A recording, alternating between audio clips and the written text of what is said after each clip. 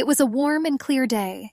The rays of the sun with all their powerful flow pierced the dense foliage of the garden. The castle surprised everyone with its splendor. The size of the building was unimaginable, and on the spire of the tower hung a flag with the coat of arms of the family that lived there. The majestic house was surrounded by conifers, and on the lawns along the garden paths, lush rose bushes grew. Not far from the main entrance of the castle there was a fountain decorated with a statue of an angel. There was also a terrifying sculpture of a lion nearby. A very young and incredibly tender girl was walking along the garden path. She was accompanied by a tall blonde man in glasses and a strict black suit. The heroine understood perfectly well that even if she was very sad, she shouldn't cry. There was simply no point in doing this. The man noticed that his daughter was ready to burst into tears at any moment. The little one tried to reassure herself that her father was doing a great deed for the good of the empire. But the girl could not contain her emotions. The blonde tried to cover her face and hide her tears from the person close to her. Dad sat down next to her. The man promised Eve that he would return home safely, so there was no point in just crying for her. The only thing the little one was interested in was how long her father would be away. She was worried that the trip could drag on like last time, for a whole long year. The man explained that no one could announce the exact date. The blonde pursed his lips, trying not to cry himself. Recently there was a riot in the royal palace. The nobles announced that none of them were any more willing to support and invest in Count Eben. After all, he was only wasting the treasury. The emperor understood this whole problem very well. The monarch listened to the discontent of his subjects and ordered the traitor to be interrogated about the unsuccessful journey, and then put an end to him. The father did not want to tell the whole truth to Eve. The man only assured that he was ready to do everything possible to return as soon as possible. A relative took the baby by the hair to straighten her curls. He promised that he would live to see his daughter become crown princess. The man, like a real father, reminded Ava not to neglect her studies and to be careful in her words and actions. He was sure that the heroine was supposed to become a star who would shine brighter than anyone else in that empire. The girl was inspired by such a speech, and therefore the tears disappeared from the little girl's face. Ava pressed herself close to her father and kissed him on the forehead, thereby wishing her relative good luck on the trip. A man could kneel for hours in front of the person closest and dearest to him. A carriage came for him. The girl and the nanny accompanied him on his long journey. The servant assured her young mistress that the count was the greatest navigator of the empire, and therefore he would be able to bring back the treasure. But the father could not keep his promise. He died on the ship. 3 years later, Vale Castle and all the lands were taken away by strangers. The imperial family broke off their engagement to the crown prince, and Ava was left with nothing. The nanny was already collecting her mistress's things. The servant asked the little lady to take care of her health. After all, only in this way would the count find peace in heaven. The little one didn't know what to do. After all, from that moment on, neither her father nor her nanny would be around, and in the end she was left completely alone. The servant came closer. The woman promised that the sequence of failures would end and a successful good time would come. You just had to be patient. The maid reminded that the lady was a noble lady, and the most important thing was to maintain my dignity. Ava hugged her nanny. She agreed with her words. The servant asked the little one to remain as sweet and generous. The woman was ready to pray for the poor man. 2 carriages drove up to the palace. One cart was supposed to pick up our heroine, and the other was supposed to take all the servants home. The workers were packing their belongings and preparing to leave. Everyone had sad faces because no one had any idea what to do next in life. A man with a thick mustache was supposed to take Eva to his place. He was angry about this outcome, and also ordered everyone to hurry up so that he could get out of there as quickly as possible. The nanny helped the little one with her things. The maid politely greeted Baron Bitsy. The woman herself was not happy that she had to give up her mistress to such an impudent man. The new guardian stated that he had not received a salary for several months, and he complained that he would have to support the girl himself. Ava silently listened to the adults' conversation and barely held back her tears. The Baron explained that feeding and clothing a child was not a cheap pleasure. The man ordered them to. A man of aristocratic appearance appeared. He asked if he should have intervened in the conversation. Mr. Bitsy was very tense and instantly calmed down. Lawrence turned to the girl. The gray-haired man asked Eva to take care of herself. After all, one day their family will meet again. The little one hugged her protector. She asked him to come back for her when everything got better. The girl climbed into the gardener's arms to also say goodbye. The lady thanked Matthew for the beautiful lunar garden. Ava approached the priest. She stated that her father would put in a good word for the servants before God. The servant of the Almighty clarified that Count Eben was watching over all of them from heaven. The Baron has already climbed into the carriage. He ordered the girl to finally go, since he himself was already late. When the man was protected by the door, he began to become impudent again. Our heroine went to the transport, leaving her loved ones behind. The former servants watched the mistress, hoping that everything would work out for the little one in her life. Iva has already climbed into the carriage, but I decided to look at everyone one last time. The girl was already crying loudly, realizing that she might see the servants for the last time. The nanny covered her mouth with a handkerchief. The maid also did not hold back her emotions, because over a long time they had become like a real family. The little one jumped back to the ground. She ran back to the servants because she did not want to leave with that evil man. Eve crashed into the nanny and then hugged her close servant tightly. The woman hugged her mistress. The lady stated that she would like to stay with the maid and not leave with Baron Bitsy. The heroine asked her to be with her because the faithful and affectionate servant replaced her mother. Nanny thought for a moment. The woman understood that she could not leave the child completely alone in another unfriendly family. The servant turned to the Baron. She stated that if Mr. Bitsy took the two of them, Tony would work as a maid for free. Only when it was completely dark did the carriage finally arrive at its destination. The man and the new residents went to the apartment. At the entrance, they were met by the Baron's wife. His son was also here. The relatives were dressed very brightly, magnificently, and very richly. The maid spoke first. She greeted Madam and young master. Another child came around the corner. Surprisingly, that girl was happy to see Ava. The servant looked at everyone with contempt and distrust. The girl with red hair hugged our heroine tightly. She said she was happy to see new residents. Pamela noticed that the poor fellow was wearing an old dress. The girl clarified that it was great news when Ava ceased to be the Count's daughter. After another 5 years, the nanny became seriously ill. The older lady insisted that the woman should have taken those pills. The servant wanted to console the little one. She promised that thanks to Eva's efforts, she would soon get better. The owner's screams were heard in the corridor. Madame was looking for our heroine and clearly with bad intentions. Mrs. Bitsy entered the room holding clothes in her hands. She immediately accused the poor guy that it was the girl who damaged the thing. Eve examined the dress. There was a small hole burned in the outfit. The little one replied that she did not do this. The woman said the child was a liar. After all, everyone confirmed that it was the blonde who ironed things in the morning. The lady clarified that she was keeping an abandoned woman, and she also dared to blatantly lie to her face. Eve wanted to explain that she did not deceive anyone, but she was hit sharply in the face. My cheek immediately became red and my eyes filled with tears. Pamela saw the whole quarrel. The girl accused her mother of cruelty. The servant guessed who exactly burned the dress. My daughter asked if she was really ready to hit even her family if something happened. Pamela grabbed Eve by the hand and pulled her outside. The poor thing didn't even resist, because she no longer had the strength and mood. The day was ruined once again. Already in the yard, the girl apologized for the fact that her mother behaved so badly. Our heroine did not hold a grudge because she was used to such humiliation.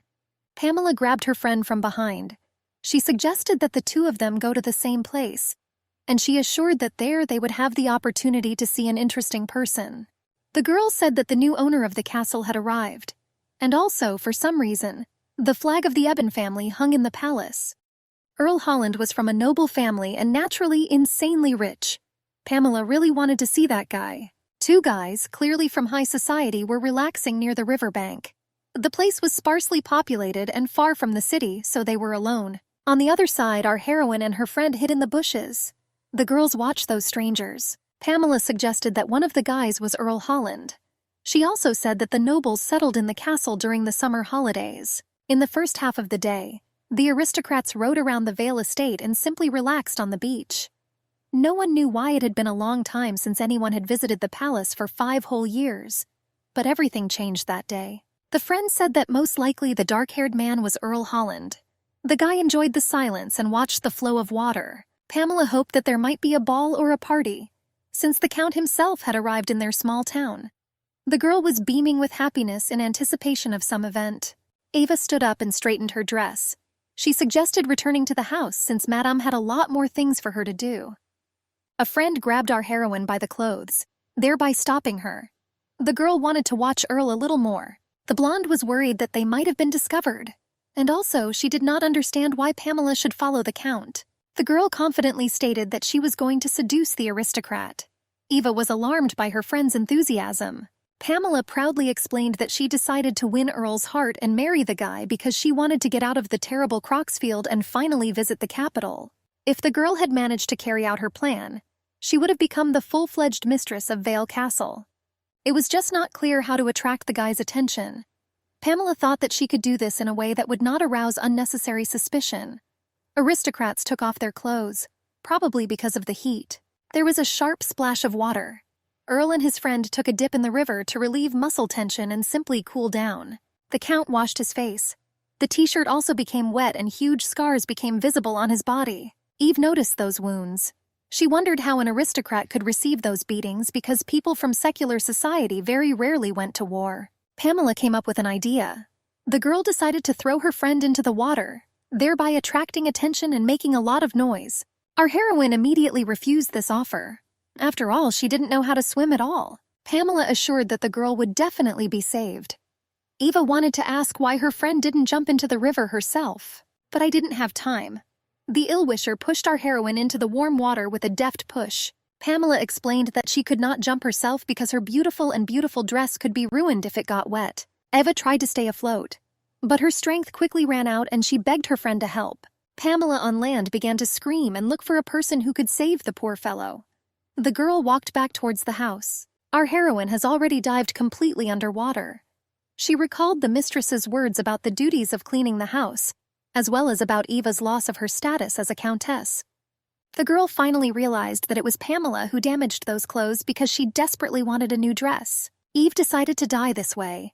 She did not want to endure that pain and humiliation. The lady recalled a nanny who worked for free for more than 5 years for a loved one. Cecile became the baby's second mother. The girl decided that after her death she would become a maid. It dawned on Eve that it was unacceptable for the lady to leave the servant all alone in a hated family. The girl tried to surface. The heroine prayed that someone would finally decide to save her. Eve had already lost her strength and was already losing consciousness, resigned to her fate. But that guy suddenly appeared. The brunette grabbed the poor guy by the waist, pressing him to him. It was not difficult for Count Holland to drag another body. He began to float to the surface with ease. The first thing the guy did was throw Eve ashore. On land, the girl herself began to crawl out of the water. The heroine lay down on the ground. She began to cough up all the water from her lungs and at the same time greedily swallowed fresh air. Earl crawled up to the stranger. The savior did not understand why she even climbed into the river if she swam so badly. The guy, after calming down, asked if the lady was okay. He had severe shortness of breath after such a swim. Eva rose higher on her elbows. The girl thanked the savior because if not for the Count, everything would have ended completely differently and badly for her. Their faces were very close. A little water dripped from Earl's hair, and accordingly, it all flowed onto the lady. The guy quickly returned to his senses and rose from the lady's tiny body. The heroine watched him in surprise. The Count covered the stranger with his jacket to keep her warm. Mr. Holland thanked God that nothing happened. The mastermind behind the incident also emerged. Pamela ran up to them and asked if everything was okay. The guy straightened his clothes. The friend hugged the girl tightly. She stated that she was very scared because she almost got hurt because of a simple request. Pamela turned to the savior. The girl explained that Eva tripped while picking raspberries. The Count asked the poor man's last name, and she forgot about her friend's presence and introduced herself. She clarified that she was the daughter of Baron Beatty. Earl also wanted to give his name, but his friend interrupted him. Surprisingly, the blonde called his companion by a different nickname. The guy asked if everything was okay with the lady. Eva stated that there were no problems. The stranger decided to introduce himself, but unexpectedly he called himself Earl Benjamin Holland. The guy thought for a moment what to call his friend. The companion reported that the girl's savior was Sir Ruth, a knight. Pamela replied that the man made a strong impression on her, and she assured that she would never have thought that such a person could be an ordinary soldier of the kingdom. Eva also wanted to talk to new acquaintances. The girl stated that she was Abel Turner Macy, but she spoke so quietly that no one heard. Ruth thought that the lady was in pain and wanted to examine the poor fellow's body. The lady assured that nothing terrible had happened, and it was worth leaving everything as it was. The guy clarified that he did not want to force the girl to examine her leg, but it was best to inspect everything in order to provide her with timely help if something happened. The knight took off her shoe and sock and began to carefully probe her. Eva, as soon as her foot was touched, stated that she was in incredible pain. Pamela as well as the Count watched all this. The two of them were embarrassed to see such an inspection. Our heroine could not stand it and cried. The savior noticed this and did not understand why there were such emotions, and the girl replied that it was all because of the awkwardness of the situation. Ruth was amused by this explanation. He said that the lady's feet were incredibly beautiful and she shouldn't have been so shy. While our heroine was being examined, the sun had already risen completely. The second half of the day has already begun. Ruth communicated with Eve. His friend could no longer stand it and therefore came up behind him. Pamela stood calmly and was pleased that the plan had begun to work. Earl suggested that the lady was already feeling better, and they should return back to the summer castle. Ruth turned to his friend. With one glance, the guy explained that he needed to stay longer and be with the ladies. Earl quickly fell silent and turned away, looking at the beauty of the local forest. There was a feeling that the night was more important than the Count. Pamela suggested that the guys have dinner together. She clarified that she would thank her new acquaintances for saving Ava with a meal. The two friends unanimously agreed. After all, a gentleman could not refuse the lady's invitation. Ruth turned to the lady. He offered to take the girls home if she couldn't walk. Our heroine was shy and immediately refused, but Pamela agreed to such help. The girl clarified that their home was very far from the river, so Eve would not have lasted long to walk like this. The knight replied that Earl would be just the person to escort Miss Pamela. The friend obediently agreed. Ruth was clearly superior despite his status. The girl approached her companion. She declared that it was a great honor that the Count himself would escort her home. After some time, Pamela and Earl climbed onto the horse. The friend said goodbye to Eva and clarified that they would meet at the estate. Having made themselves comfortable, they drove off towards the city. Our heroine was left alone with a new acquaintance. Ruth waited until his friend and Pamela were no longer visible and turned to the lady. He asked if the girl knew how to ride a horse. She replied that she knew a little how to do it. The knight placed his companion on the horse. The guy explained that Eva should sit simply as she was comfortable. The brunette said that he would try to drive slowly. The girl was confused. She honestly admitted that she preferred faster riding. Ruth was interested in the gentle lady's confidence. The guy replied that he would take into account the interests of his companion. The knight easily jumped onto his horse. He took the bridle and thereby hugged our heroine. Eva felt that her friend sat very close. The guy advised his companion to hold tight to the mare. A moment later, they were driving through the forest. The animal was very strong and ran quite fast. The wind blew through the lady's hair. The horse occasionally jumped when there were holes. The girl slipped a little from her seat from such shocks. But the knight felt that his companion would soon fall, and he hugged her with his hand, thereby pressing her back. Ruth didn't even think about stopping the mare. The guy said that everything was fine and there was no need to worry. Ava turned away from him and simply looked forward. The heroine thought that she just needed to relax and finally enjoy such a moment. They went out onto the field. It was easier for the horse to run there than in the forest through the pits, and therefore the speed was even greater than before. The girl realized that the feeling of freedom was an incredibly pleasant sensation. The lady was happy that the day started this way. For her, such emotions were reminiscent of childhood. The bright sun blinded the eyes, but at the same time gave off a pleasant warmth. At such moments, Eva simply wanted to cry. Because after such happiness, you will have to return back to your daily routine. Already at the house, the lady thanked the knight for the day. He replied that he himself was pleased with such new acquaintances. The girl was going to return his jacket. Eva already wanted to take off her cape, but Ruth noticed that her companion's corset was damaged and her breasts were slightly visible. The knight hid the lady back. The guy clarified that it was better to cover himself with a suit since the dress was still wet. The lady stated that she would return the jacket to its rightful owner as soon as she tidied up and cleaned it. Ruth should have gone back to the castle by now, and the new acquaintance jumped back onto the horse. The knight, when he sat on the animal, said that he would meet the lady in the evening for dinner. Afterwards, the guy rushed back to the exit from the city to finally return to his summer castle. Our heroine looked in the direction where Ruth had gone. She continued to stand until the knight disappeared from sight. Eva returned back to the house. The girl immediately went into the nanny's room. The blonde was overwhelmed with emotions and therefore did everything very abruptly. The mistress asked how the servant felt. The maid continued to cough and asked Miss not to be so impulsive. After all, you had to behave like a real lady. Cecilia began asking if Eva had studied Latin while she was ill. The servant also reminded her of the Frisian language, which the girl should also learn. The lady sat down on the bed. The heroine explained that the nanny did not need to worry about her studies, since there were no problems there. The blonde asked why the patient got up. The servant assured that her health was better, so she decided to walk around. Afterwards, the woman asked how the lady spent the day. She assumed that Mrs. Baroness had made the poor fellow work all day again. Eva said that she took a short walk with Pamela. The maid asked where the girls managed to go.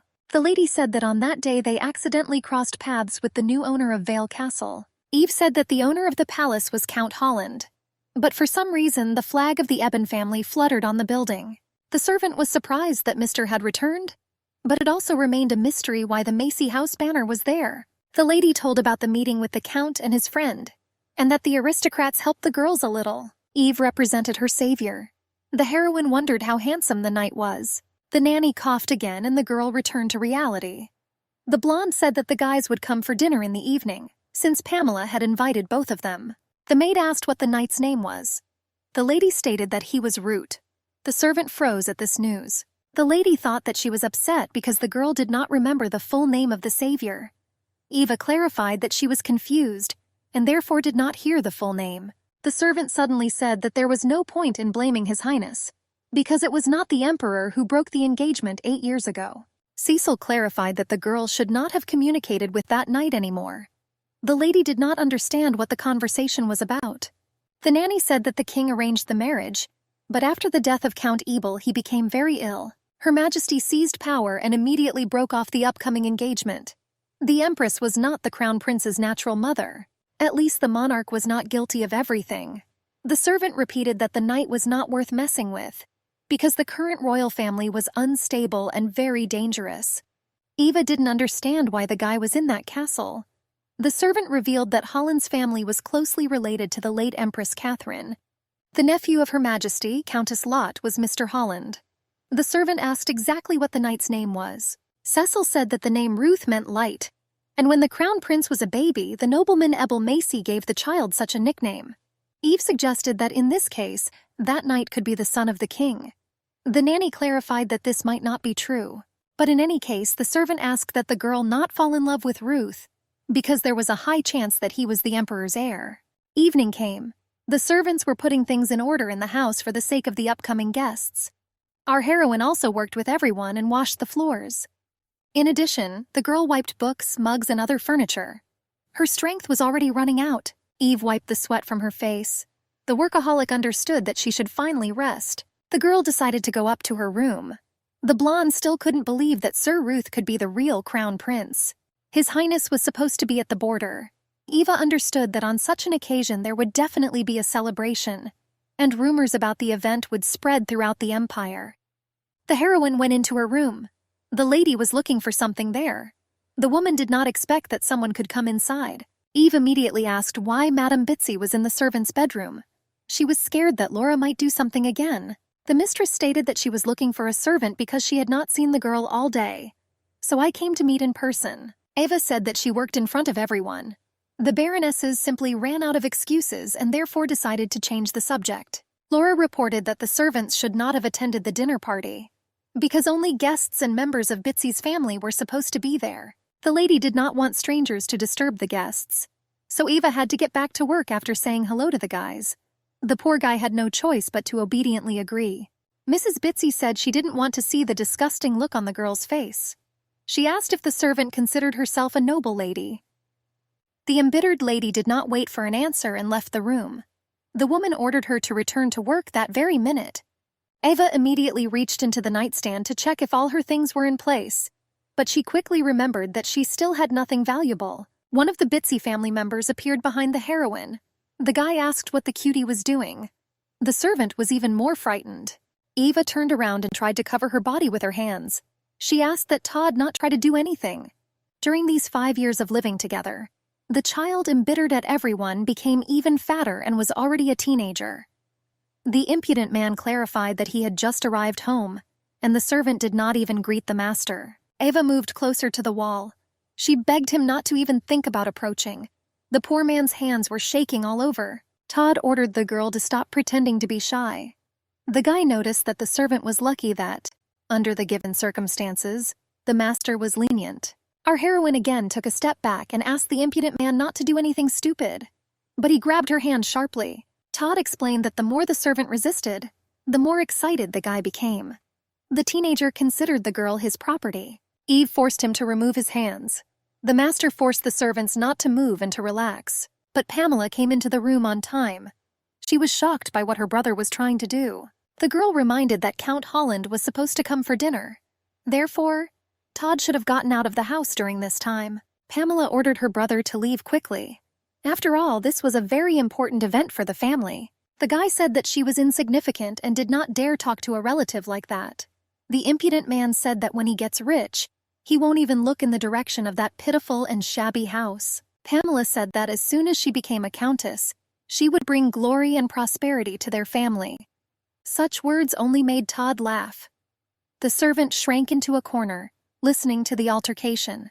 The teenager clarified that if Eva tries to seduce guests or other men, he will tie the maid with Cecil and throw her into the lake. The sister did not want to listen further to the words of the insolent man. The girl ordered the servant to go to another room so that she could help get ready for dinner. Pamela asked her friend to hurry up, and she left there and went to prepare for the event. Eva sat down on the bed. The poor thing was trembling all over and still couldn't calm down. The heroine assured herself that she had to be patient and everything would be fine. A couple of minutes later, the girl came to her friend's room. Pamela made her tighten the corset tighter, because it made her waist seem even slimmer. The younger Betsy told how attractive the Count was. Earl was indifferent to everyone at first, but at the end of the walk he said that he was looking forward to dinner. Pamela relayed the guy's words that an unusual thing would happen in the evening. She also wondered what her friend thought about that young man. The servant did not understand who she was talking about. Miss Betsy said that she was thinking about Sir Ruth.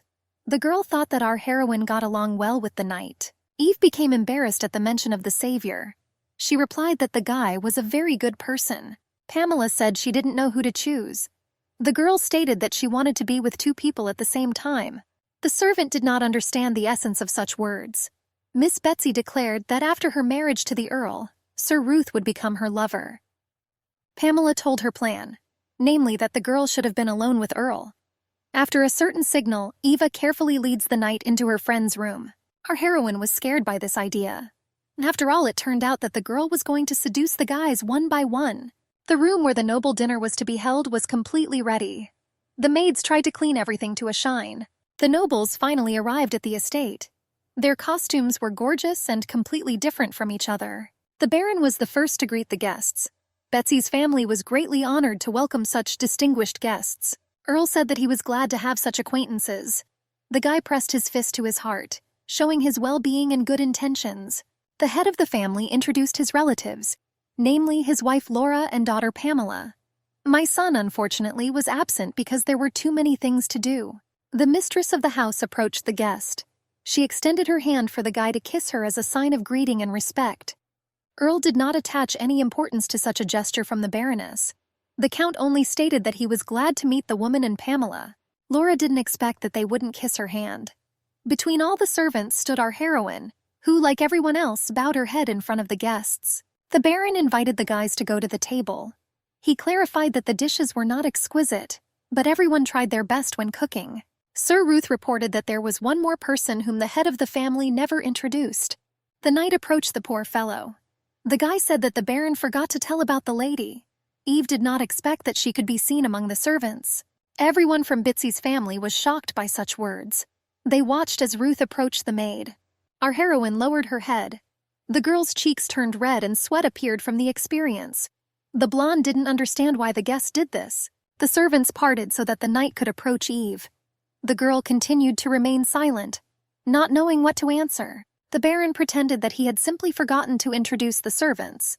He ordered the poor fellow to come closer and greet the guests. The girl curtsied and greeted the Count and Sir Ruth. The blonde gave her full name, Eva Eben Turner Makisbert. The knight came closer to the lady. He immediately asked if the servant knew Mr. Makisbert from the city of Vale. Eva replied that she knew that person very well.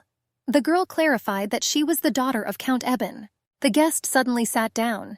He was surprised that his new acquaintance turned out to be a close relative of a highly respected man. Ruth kissed the lady's hand. The guy said that it was a great honor for him to meet Miss Makeysbird. The maids were shocked by this start to the evening, because now they had something to discuss in the closet while drinking tea. Laura and Pamela were also no less surprised. The guy held the Countess's hand. The guest noticed a wound on the friend's skin, as if the poor man had been held and tortured. Eve immediately understood where the knight was looking. She removed her palm so that there would be no unnecessary questions. Ruth suggested that most likely there was some kind of monster living in the house. The owner of the house heard the guy's words, which made him very tense. Our heroine stood silently. There was silence in the room and no one knew how to continue the conversation. After all, it was unpleasant for the guests to see that someone was beating the poor fellow. The owner of the house finally offered to go to the table. The man wanted to finally start eating and try to cheer up his new acquaintances. Everyone went into the living room. The servants prepared a lot of all sorts of luxurious dishes. Mr. Bitsy was talking about his idea that the Vale Forest could be turned into a hunting area. The Baroness wanted to tell her thoughts too. The plan was to throw a ball since the center of the local aristocracy had simply disappeared. Pamela explained that the previous Earl didn't care much about changes in society. Therefore, the city became quite poor and without any entertainment. Earl clarified that it was his fault. The guy shared that he planned to revive Vale in the near future. Ava did not understand at all why she had to sit at the table and listen to unpleasant words about her father. The girl blamed only Sir Ruth for the troubles, because it was because of the prince that the engagement was broken and everything did not go according to plan. The Baron clarified that, as far as everyone knew, the new count also bought the adjacent territories to the city. Earl confirmed those guesses. Mr. Bitsy offered his services, namely to transfer the lands of Vale to him under management. After all, the man used to control the provinces of the Makeysbird family, and then not a single mistake was made. The count was confused by such ideas, but in order not to offend the owner of the house, he clarified that he would think about this proposal a little later. The Baron and his wife unanimously thanked Mr. Holland. They thought their plan had completely worked. Earl replied that it was too early to rejoice, since nothing had been decided. Ruth sat calmly and did not react at all to those conversations. Laura ordered the servants to bring more wine. On her hand hung an amulet that did not belong to the woman at all. Ava quickly recognized her precious item. The heroine guessed why the mistress was rummaging in the servants' room. The girl reached for a glass of wine, and out of anger she squeezed the vessel, and the glass could soon crack like that. The knight noticed his friend's dissatisfaction, but he didn't say anything because he didn't know the whole situation. Laura thanked the count for the guy escorting Pamela home. Earl explained that it was an honor to help the lovely lady. The woman asked if Mr. Holland had a fiancé. He clarified that he and his mother were looking for a suitable candidate. The Baroness glanced at her daughter.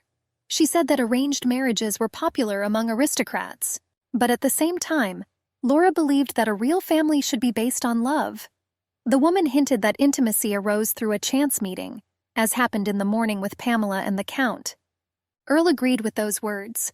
He clarified that if he was lucky enough to run into someone, he was going to hold on to that person with all his might.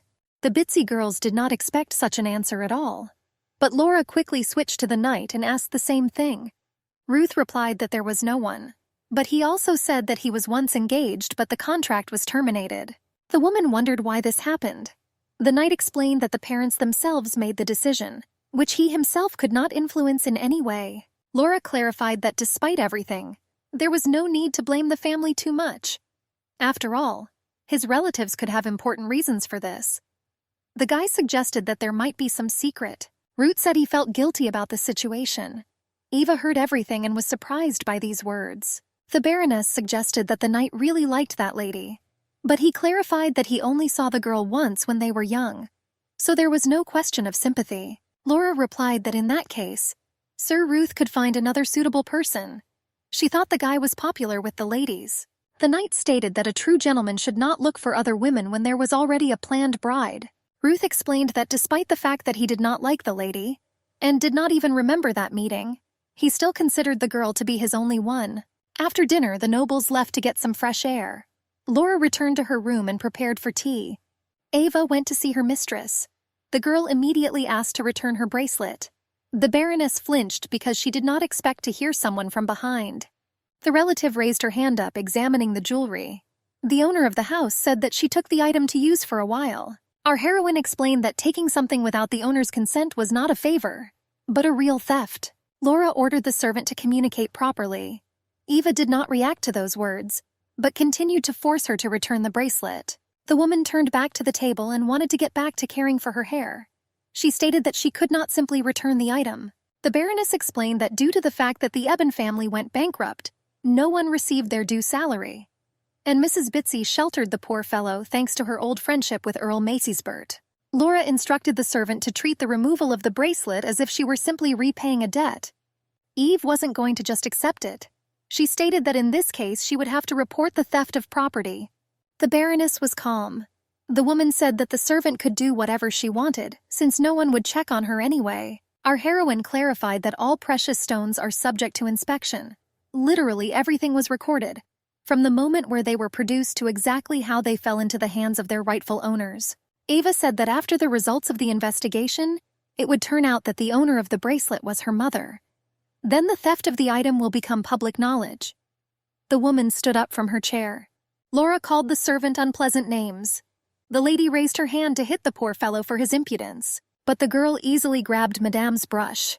The blonde said that she was already taller and stronger than the offender. Eve recalled that despite the bankruptcy of the Eben family, she was still the daughter of Earl Maciesbert, and a woman should know well how serious an act was to insult an aristocrat. Laura somehow pulled her hand out of the tight grip. The mistress even staggered a little, because she did not expect that the pathetic girl could become so strong and brave. The servant said that if she dared to hit her again, then all the beatings would be proven in court. She again asked for her bracelet back.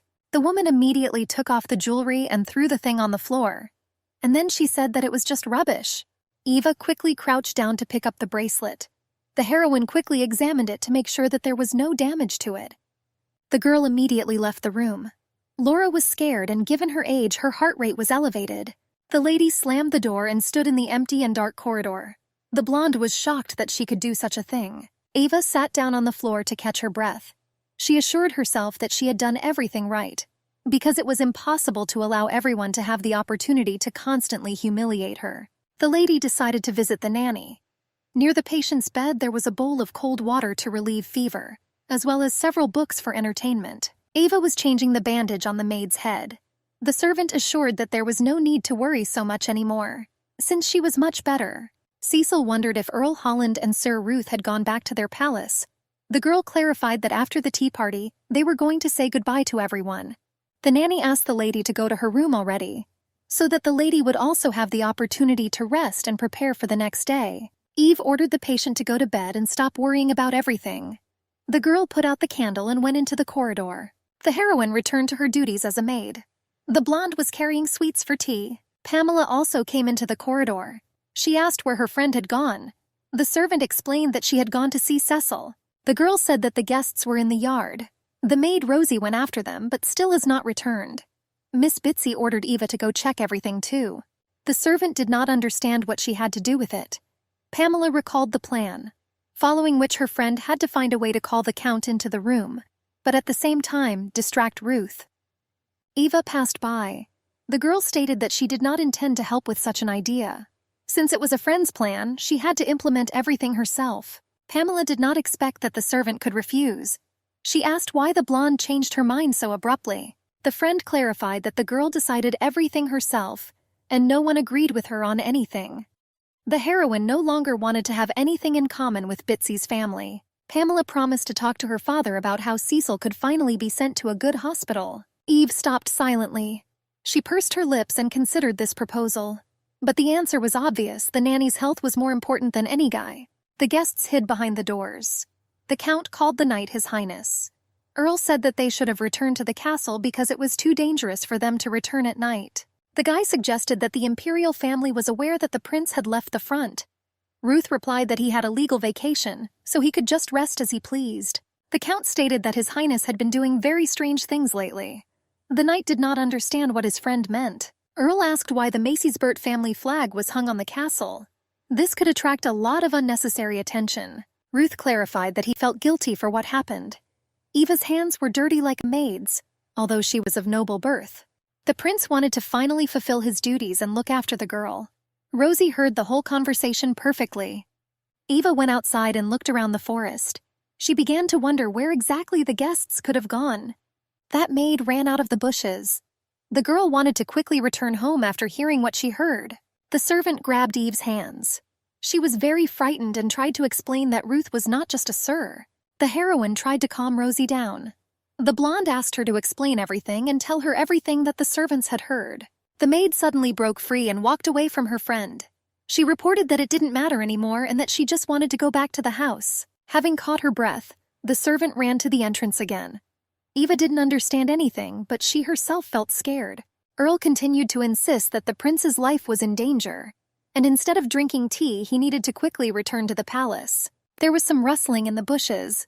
The guys immediately stopped talking and wondered who was behind the plant. The count decided to be the first to find out everything. He ran to the place of the noise, and Eva was just there. Earl immediately asked how much the girl had managed to overhear. The guy's gaze was stern, as if he was ready to eliminate the ill-wisher. The lady wanted to quickly justify herself, but the prince had already approached them. Unlike his friend, he was completely calm. Eva explained that she had come to tell the guests that tea was ready. The girl heard voices and decided to just check without evil intentions. The knight clarified that Earl was very sensitive that evening. The count immediately fell silent and calmed down. Ruth apologized for his friend's anger. They just had an important conversation, so the guy got a little nervous. The girl replied that she did not hold a grudge. In this case, the knight suggested returning to the house together for tea. The three of them left the forest.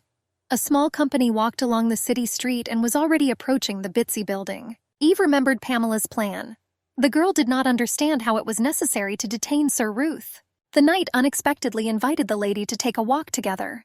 It was an amazing night and great weather. Earl was more shocked than the girl. He did not understand what exactly the prince wanted to achieve with such actions. Ruth ordered his friend to return to the house. The count had no choice but to agree. Mr. Holland walked briskly to the tea party. The knight suggested that his companion not stay long and finally go for a walk. It was dark outside. The moon had long since risen and only its light illuminated the surrounding courtyards. Ruth wanted to find out one thing from Eve.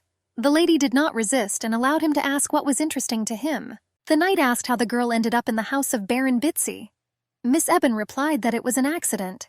The guy said that if the poor thing needed help, she could turn to a new acquaintance for help at any time. Eve realized that the knight had guessed about the relationship in Bitsy's house, but the heroine did not need anyone's pity. The lady replied that nothing was needed as everything was fine. Ruth realized that he had hurt his companion's feelings. The knight asked forgiveness for such words. Eva clarified that the guy was a good person. She understood that the brunette just wanted to help with the problems in the Baron's family. They stopped. Ruth stated that he was not as kind as the lady thought. The prince explained that he did not trust anyone. It was not easy for the guy to be considerate towards other people. The brunette also considered himself cruel. If someone betrayed Ruth or hurt a loved one, he wasn't going to be merciful. The knight stated that he was ready to help the lady with any difficulties, but except for finances. Eva was surprised by such words of support. The guy gave an example that if a lady dares to offend someone, then he will easily deal with any offenders. Eve assured that the knight should not have touched anyone, but at the same time the girl talked about Todd and clarified that the teenager was not bad, but a little rude. The lady reminded that she would soon leave that family, so there was no need to worry about her. Ruth did not try to convince his companion and simply agreed not to interfere. The guy turned towards the forest. The brunette suggested that Miss Eva go for a walk further. The heroine breathed a sigh of relief. The lady was glad that Ruth did not impose unnecessary help. Eve wanted to ask a question. The companion allowed me to ask anything. The girl was wondering why the knight even decided to protect her. Sir explained that he was simply in such a situation himself. Ruth decided to find out when the lady was last in Vale. The lady replied that she had been visiting the city for a very long time. The guy was wondering if Miss remembered her home. Eva clarified that sometimes she missed the palace. The lady advised Ruth, if he had time, to visit the lunar garden on the west side of the castle. The knight did not understand at all what place his companion was talking about, but he was very interested to know, because he knew practically nothing in the city, as well as the estate itself. Eva recalled vividly and said that there was a small courtyard with a fountain. It was beautiful there during the day, too. But in the evening, when the moon rose, the garden became even more beautiful. Ruth thought for a moment, and then he asked his companion to wait on the path. He clearly came up with something. The guy began to walk back towards the house. The brunette said that he would be back soon. He needed to take one thing. Eva didn't understand what had happened. The heroine was afraid that she might have said something wrong. But she had no choice, and had to just stand and wait. 10 minutes later, the girl was already nervous. The poor girl thought that Ruth had simply abandoned her companion, and that she had to return on her own. In the distance, the sound of hooves could be heard. It was a knight riding on a horse. The animal ran very quickly so that the lady would not be completely alone in the dark forest for a long time. Ruth stopped the mare right in front of the girl. The two of them had severe shortness of breath, because they were in a hurry to run to the lady. The knight clarified that the garden could only be enjoyed in the evening. The guy offered to go to that place. Ava's eyes shone with happiness. She wondered if it was true that there was an opportunity to return to that beautiful courtyard. The heroine missed the garden, but if not for a new acquaintance, she would not have dared to approach the place. The girl carefully extended her hand to her companion. Even in her dreams, Eva recalled how, as a child, she could enjoy the estate every night. But when she woke up, she constantly felt regret about what happened. Ruth recalled that it was already cool outside. Therefore, the lady had to cuddle up to the rider so as not to catch a cold. The lady did not resist and hugged her companion. The guy spurred the horse with a strong kick, thereby signaling that it was time to move on. The animal obediently went forward. The couple on horseback raced through the forest. A strong and rather cold wind had already risen, and Eve was saved only by the strong body of the knight. The girl pressed herself completely against her companion. She closed her eyes briefly from fatigue. The heroine's cheeks were burning. The blonde couldn't even imagine that after so many years of torment, she finally had the opportunity to visit her old home. The treasured castle was already visible through the trees ahead. He was completely immersed in darkness, since there was no one inside him. The Count was still in Bitsy's house. The Baron's family was preparing for Pamela to finally be alone with Earl. Mom assured that the guest was completely fascinated by her daughter. The girl remembered her plan. Laura wondered why she was so nervous. Mom hoped that everything would work out for Pamela. The fate of the family depended on that evening. The daughter asked her parents to make sure that Todd didn't ruin anything. The girl considered her brother a real disgrace to their family. Mom agreed with these demands, but she wondered why Pamela allowed the maid and Sir Ruth to be alone. After all, an affair could begin between the couple. The girl was sure that this would not happen, because Eve knew her place in society very well. Laura recalled that the maid was ready to do anything for her own safety, and she could try to get closer to the knight in order to get out of a difficult situation. Everyone understood that the guy was interested in Eva. The daughter replied that all those actions were simply a sign of pity for the servant. The only thing Pamela didn't understand was why she was the one assigned to take care of the impoverished countess. The girl bit her nails with excitement. Mom clarified that you shouldn't trust the servant too much. Laura saw her daughter's anger and was very worried about it. Pamela told her to get out of the room, because she herself knew what needed to be done. The girl clutched the hem of her dress. The parents were never interested in their daughter's life.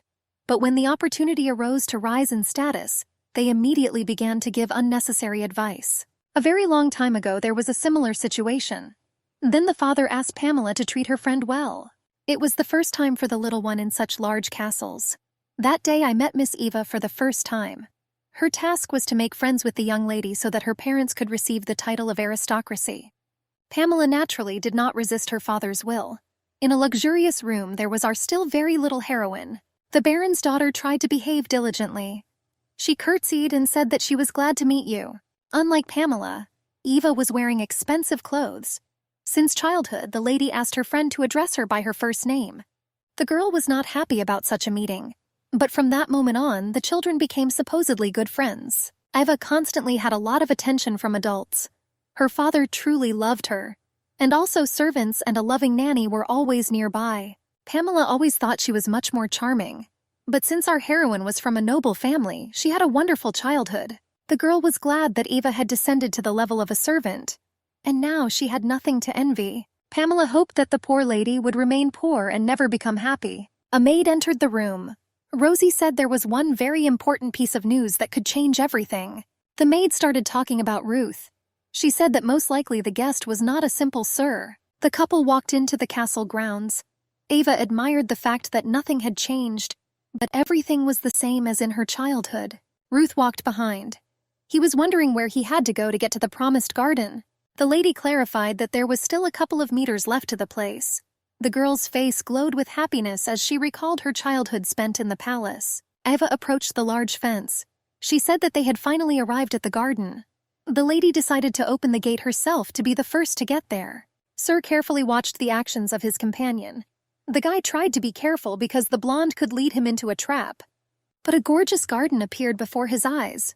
There was a fountain in the middle, and on top there was a statue of an angel. Moonlight passed through the hands of the messenger of heaven. There was also water flowing down into a small pool. Ruth told the legend about that white-striped stone. It said that those who made a wish there would find their true love. Eve watched the fountain. The girl assured that since the statue emitted its own light, it was believed that it was the radiance of an angel. There were rumors that if you looked into each other's eyes under the glow, the couple would immediately fall in love. Our heroine's grandfather built that garden especially for his wife, and then Eva's parents met there for the first time. They said that the Count and his future bride fell in love at first sight, but the lady did not understand this at all. Eve had always been curious if it was possible to experience such close feelings for a person whom you literally saw for the first time. The lady pointed to a room with a balcony. The girl clarified that this is where she lived when she was little. Her father allowed her to move there because her daughter really liked the view from there. Ruth listened carefully to his companion. Ava recalled that she sat on the balcony almost every day. But if someone found out about this, the little one could receive serious punishment for this. The knight watched his friend. The guy was interested in listening to those stories about childhood, which collapsed in an instant. The lady realized that she was not herself. The companion noticed that the garden was more beautiful in the spring, when the roses were blooming. She was so happy that she didn't even notice how much she was talking. Eve clarified that if the knight had the opportunity, it would be better to come to this place when the plants open. Ruth noticed one poor flower. His companion also noticed him. The lady said that it was simply not the time yet, and the appearance of the rose was not very good. The guy suggested that the plant was lost. Eve did not understand at all how a motionless thing could get lost. The knight asked what they should do with the rose. After all, the flower will die if everything is left as it was. Ruth said that if Miss wanted, he was ready to make a fence for the plant and move it to a safe place. If the poor fellow was protected from pests and weather conditions, then there was a chance of survival. Eve realized that her companion was not talking about the rose, but about her. The girl suggested that the flower might not need care. Ruth recalled that he was planning to leave early the next morning. Therefore, they might not see each other again. The guy said that such help was compensation for a lady who had lived for many years in torment and out of place. Eve decided to make sure of one thing. The answer to the question about the rose depended on this. The lady asked if she could ask about something that was really bothering her. The lady asked who gave the knight the name Ruth. The girl clasped her hands to herself, because she was very worried that she could have hurt her companion's feelings. Sir was silent at first, but then he smiled brightly and replied that this was the person he admired as a child. Ruth clarified that the man was the father of the future bride.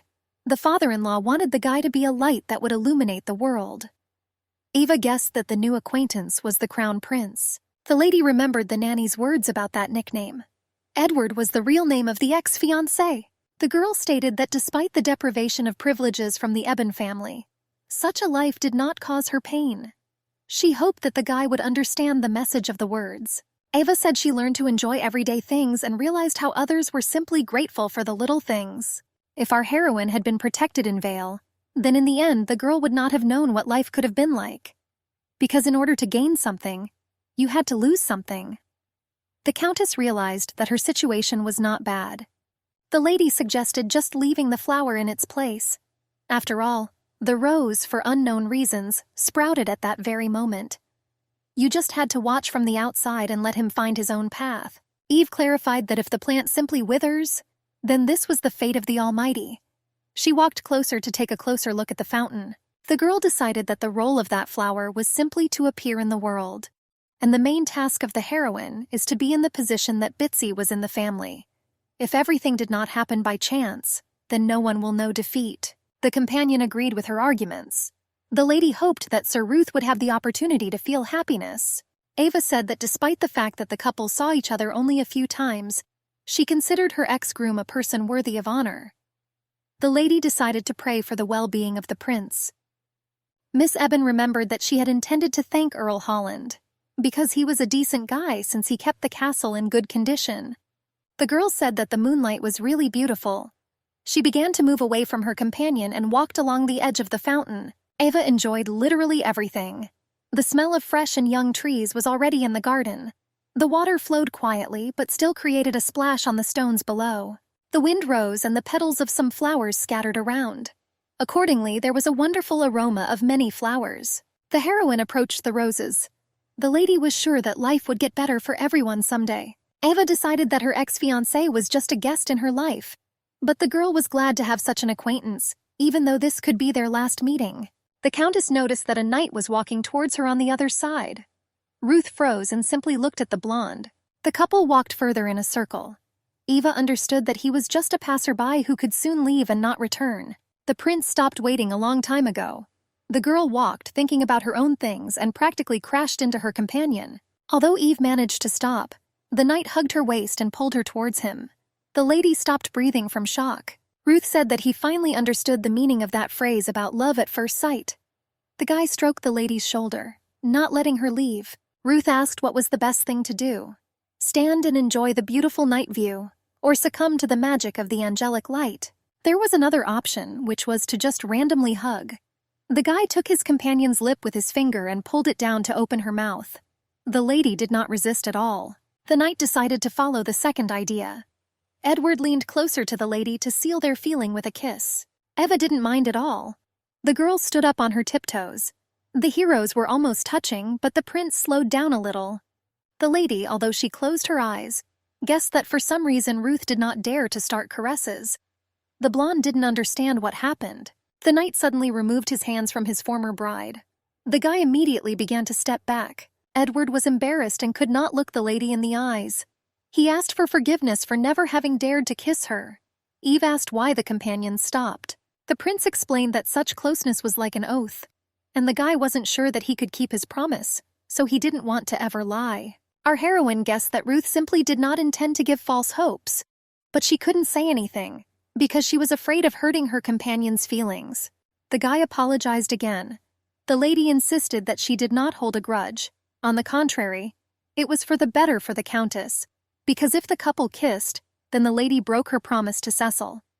The girl, on the contrary, was grateful to her companion that nothing happened.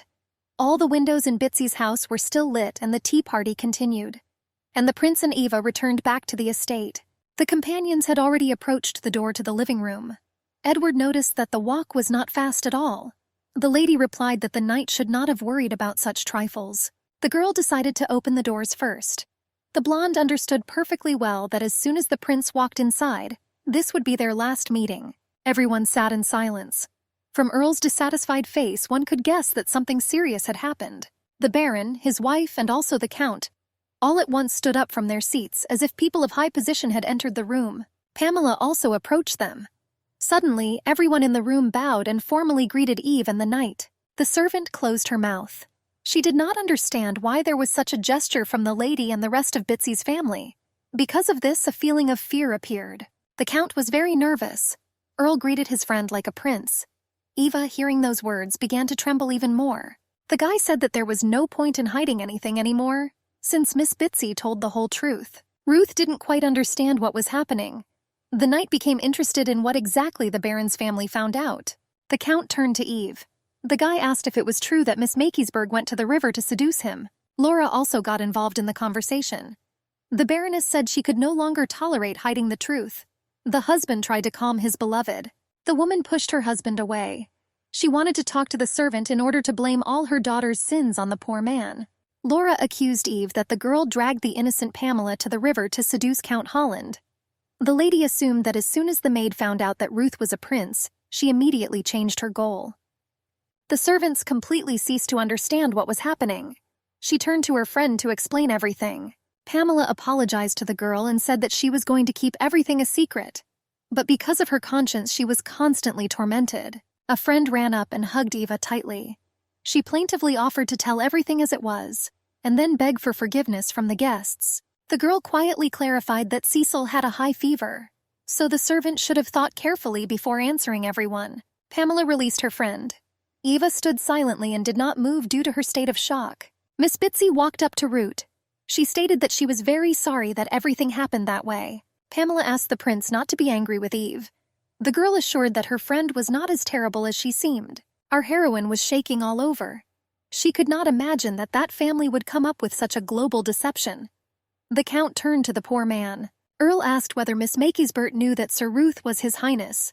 The girl did not respond to questions. The aristocrat said that since Eve decided to remain silent, they would question the second witness. He ordered Rosie to come closer. The count asked why the servant went into the forest.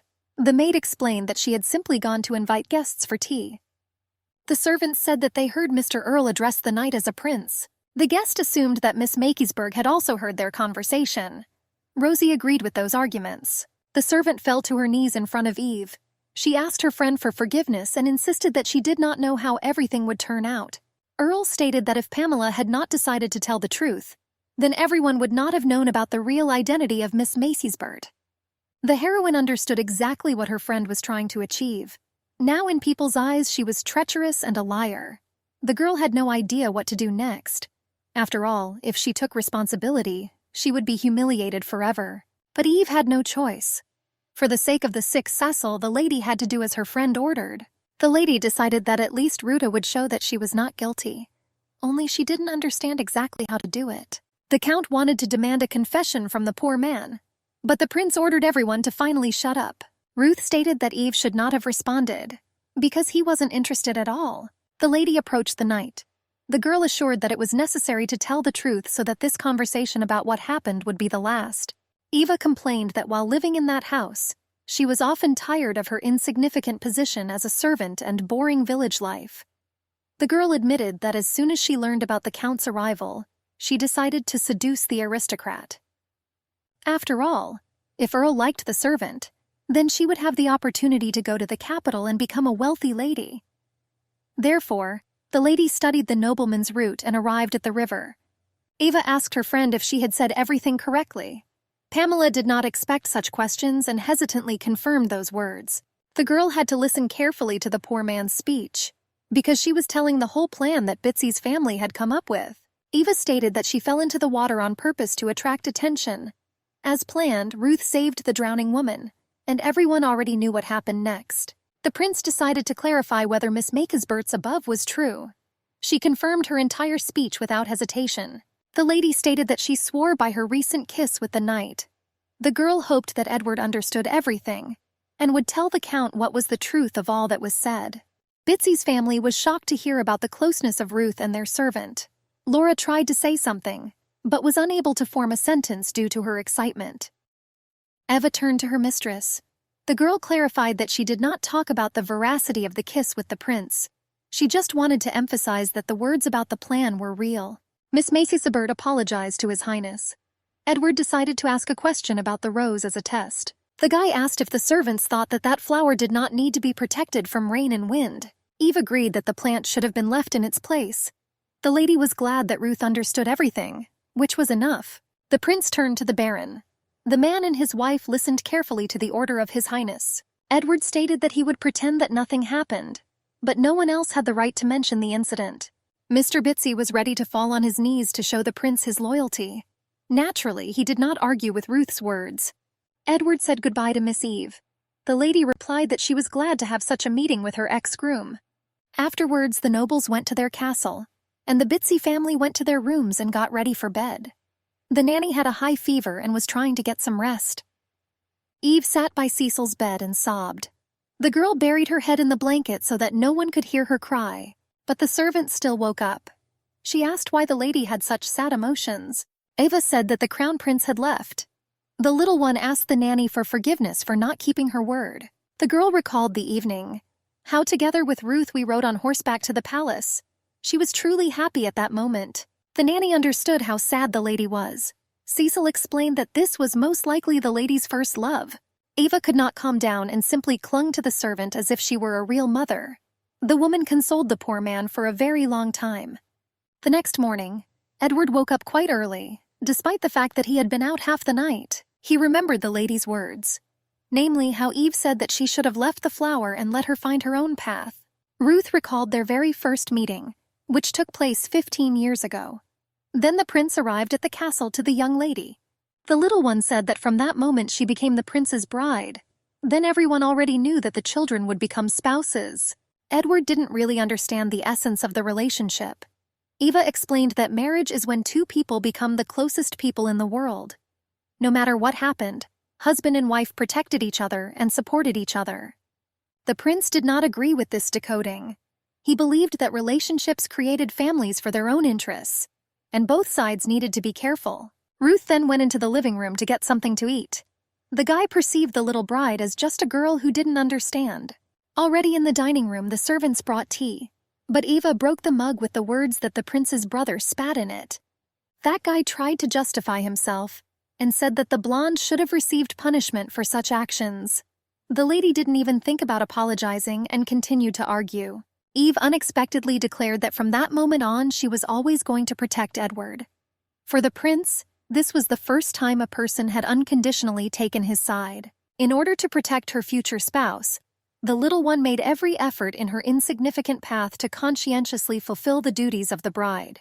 After that incident, Ruth often began to think about the lady's words about the closeness of people in relationships. Earl came into the room, which made the prince stop thinking about it.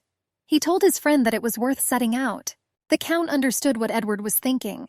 The guy demanded that he forget about Miss Makeysbert, because the girl could take care of herself. Ruth did not understand how a friend could say such things when he himself saw the lady's situation.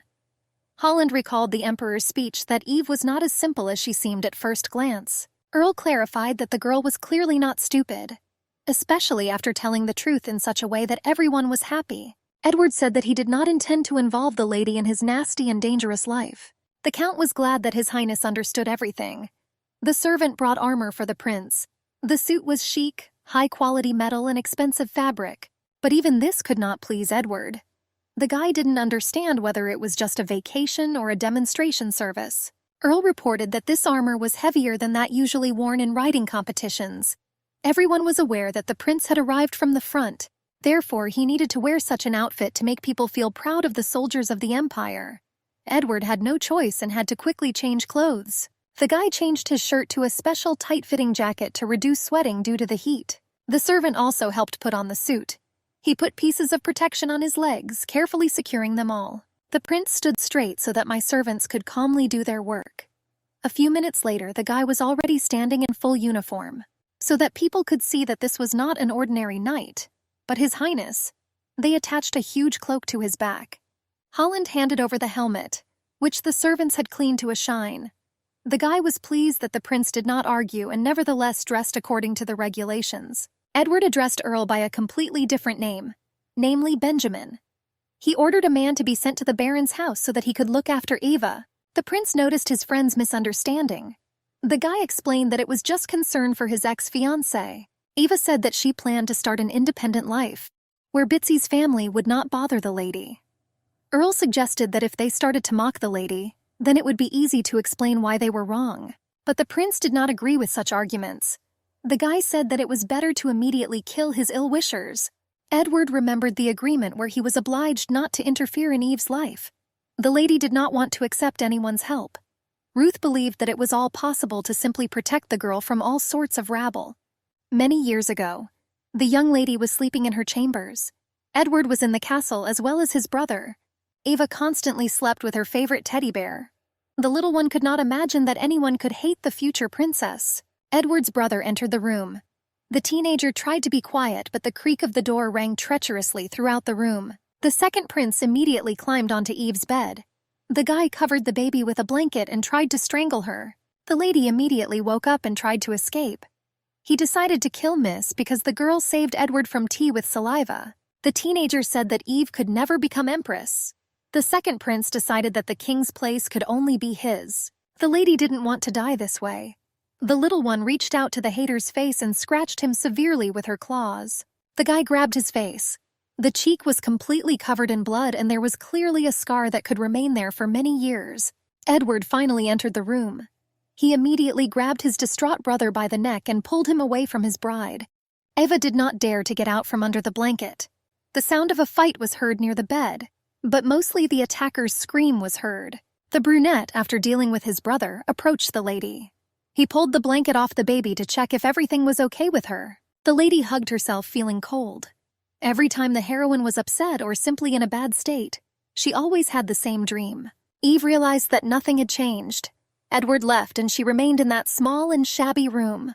Ruth was already in the capital in his palace, and the poor fellow remained in Croxfield and simply continued to live. The fact that the knight knew the whole truth and did not blame his ex-bride for deception was enough for the girl. Ava couldn't understand why her soul was still hurting, most likely because of first love, or maybe because of the cold in the room. The floor creaked. Lady noticed Todd in the shadows. He clearly didn't come with good intentions. Eve did not wait for the offender to come closer to her. The girl tried to get out of bed and run to the exit, but since the gentleman was stronger, he grabbed the poor man by the hand and immediately pulled her towards the bed. To prevent her from running away, the guy sat on the servant's body. The guy was aware that our heroine spent half the night with the crown prince. Todd covered Eve's mouth. The gentleman tried to find out what exactly the couple was doing when they were alone. He was angry that the maid constantly avoided close contact and immediately tried to kiss Ruth. The teenager reminded that if the servant tried to molest other guys, she would immediately receive punishment. He considered the servant his property. Todd squeezed the poor man's fragile neck. Eva tried to scream and call someone for help, and her prayers were answered. The nanny took a heavy book and hit the guy on the head quite hard. While the gentleman was holding the back of his head, Eva was able to crawl out and run to her savior. The girls wanted to run away from the room, but Todd managed to catch up with Cecil and grab her gray hair. The guy easily pushed the servant against the cabinet. The nanny hit her back against the furniture and could no longer get up. The teenager sat down opposite the woman. He had already raised his hand and was preparing to hit Cecil in the face, but Eva hit Todd on the back of the head from behind. The girl was holding in her hands a very heavy candle with a sharp rim. The ill-wisher fell to the floor. The lady was scared and immediately wanted to call someone for help. The nanny stopped the girl and decided to check on Todd first. But as soon as she touched the offender's neck, she immediately announced that the teenager had died. Ava stood and could not say anything. The poor thing quickly realized that a couple of seconds ago she had simply killed a man. Cecil tried to calm her mistress. She snatched that candle and declared that she was the one who took Todd's life. The nanny explained that Bitsy's family would never forgive Eva, and so the lady will be arrested as a murderer. The girl clarified that the guy was the first to climb. The servant asked how, after the death of a teenager, the lady would try to prove that he was guilty. The heroine could simply be falsely accused of seducing Todd herself. Cecil said that in their country the laws are always on the side of the nobles and men. The maid suggested that in a few centuries everything could change, but at that moment no one would listen to the woman. Eva said that she would not allow the nanny to take all the blame. The servant stated that in this case she was ready to commit suicide right in that room. The lady came up with an idea. She offered two options, either run away together or confess to everyone about Todd's murder. Eve extended her hand. The girl wanted to finally leave all that horror behind. The nanny didn't even resist and agreed. They understood that if they stayed they would die, but if they ran away, they might have at least some chance of survival. There were taxis on the street at night. This was the only way our heroes could quickly leave home and get somewhere. Eve and Cecil arrived at the local church. There the lady told everything to the priest. The man was not particularly happy about such guests. The nanny asked the Holy Father to help. The woman wanted to find a person who could take them out of Croxfield. The blonde said that he had no right to save the murderers, since God's commandments did not allow such actions. The priest suggested they go to the prosecutor's office. The man could help there and try to protect the ladies. Cecil said that since no one was going to help, she would simply kill herself right in the church. The Holy Father understood perfectly well that the court would immediately imprison the murderers. The nanny clarified that it was easier for her to throw herself and the lady into the Vale River than to suffer all her life in prison. The woman explained that if Todd had survived, he would have gotten rid of the servant and done whatever he wanted with Eve. The priest knew all the commandments perfectly, but this might not be the right decision. After all, they were simply defending themselves from the rapist. Perhaps God could understand everything if the man did not feel sorry for the dead man, but helped the living. Eva asked for forgiveness for committing such a grave sin in the hope that the priest could somehow help. The man told about the Garlicon trading group, which was located in Ingrakan. The traders were leaving early in the morning, and the ladies had a chance to board the wagon and ride to Montana. 15 years ago. The prince was walking in the garden. Eva tried to catch up with the guy on her little legs. Edward was already annoyed by the fact that the little one was constantly following him. The lady explained that she wanted to be close to her future husband. The girl said that the groom was very handsome, especially his brown eyes. Then our heroine was happy and could calmly dream of living together with her husband. The prince did not respond to those compliments. He wondered why Eve said such words. Edward, instead of thanking him, simply agreed with the little one. The guy walked on, and the young lady immediately ran after him. Already in the evening, the servant reported that the prince had to appear at the palace the next day, so he should have gone to bed early. The gentleman was wondering where Eve would go. Edward, although he did not sympathize with the bride, decided to visit the poor man. Outside the door, the guy heard the sound of a fight. Going inside, the prince discovered how his brother was trying to strangle the lady. Eva tried to fight back and did not stop resisting. Edward grabbed the ill-wisher by the clothes and threw him off the bed. The brunette did not expect that someone could come up with such a crazy idea of killing a little girl. The second prince quickly came to his senses.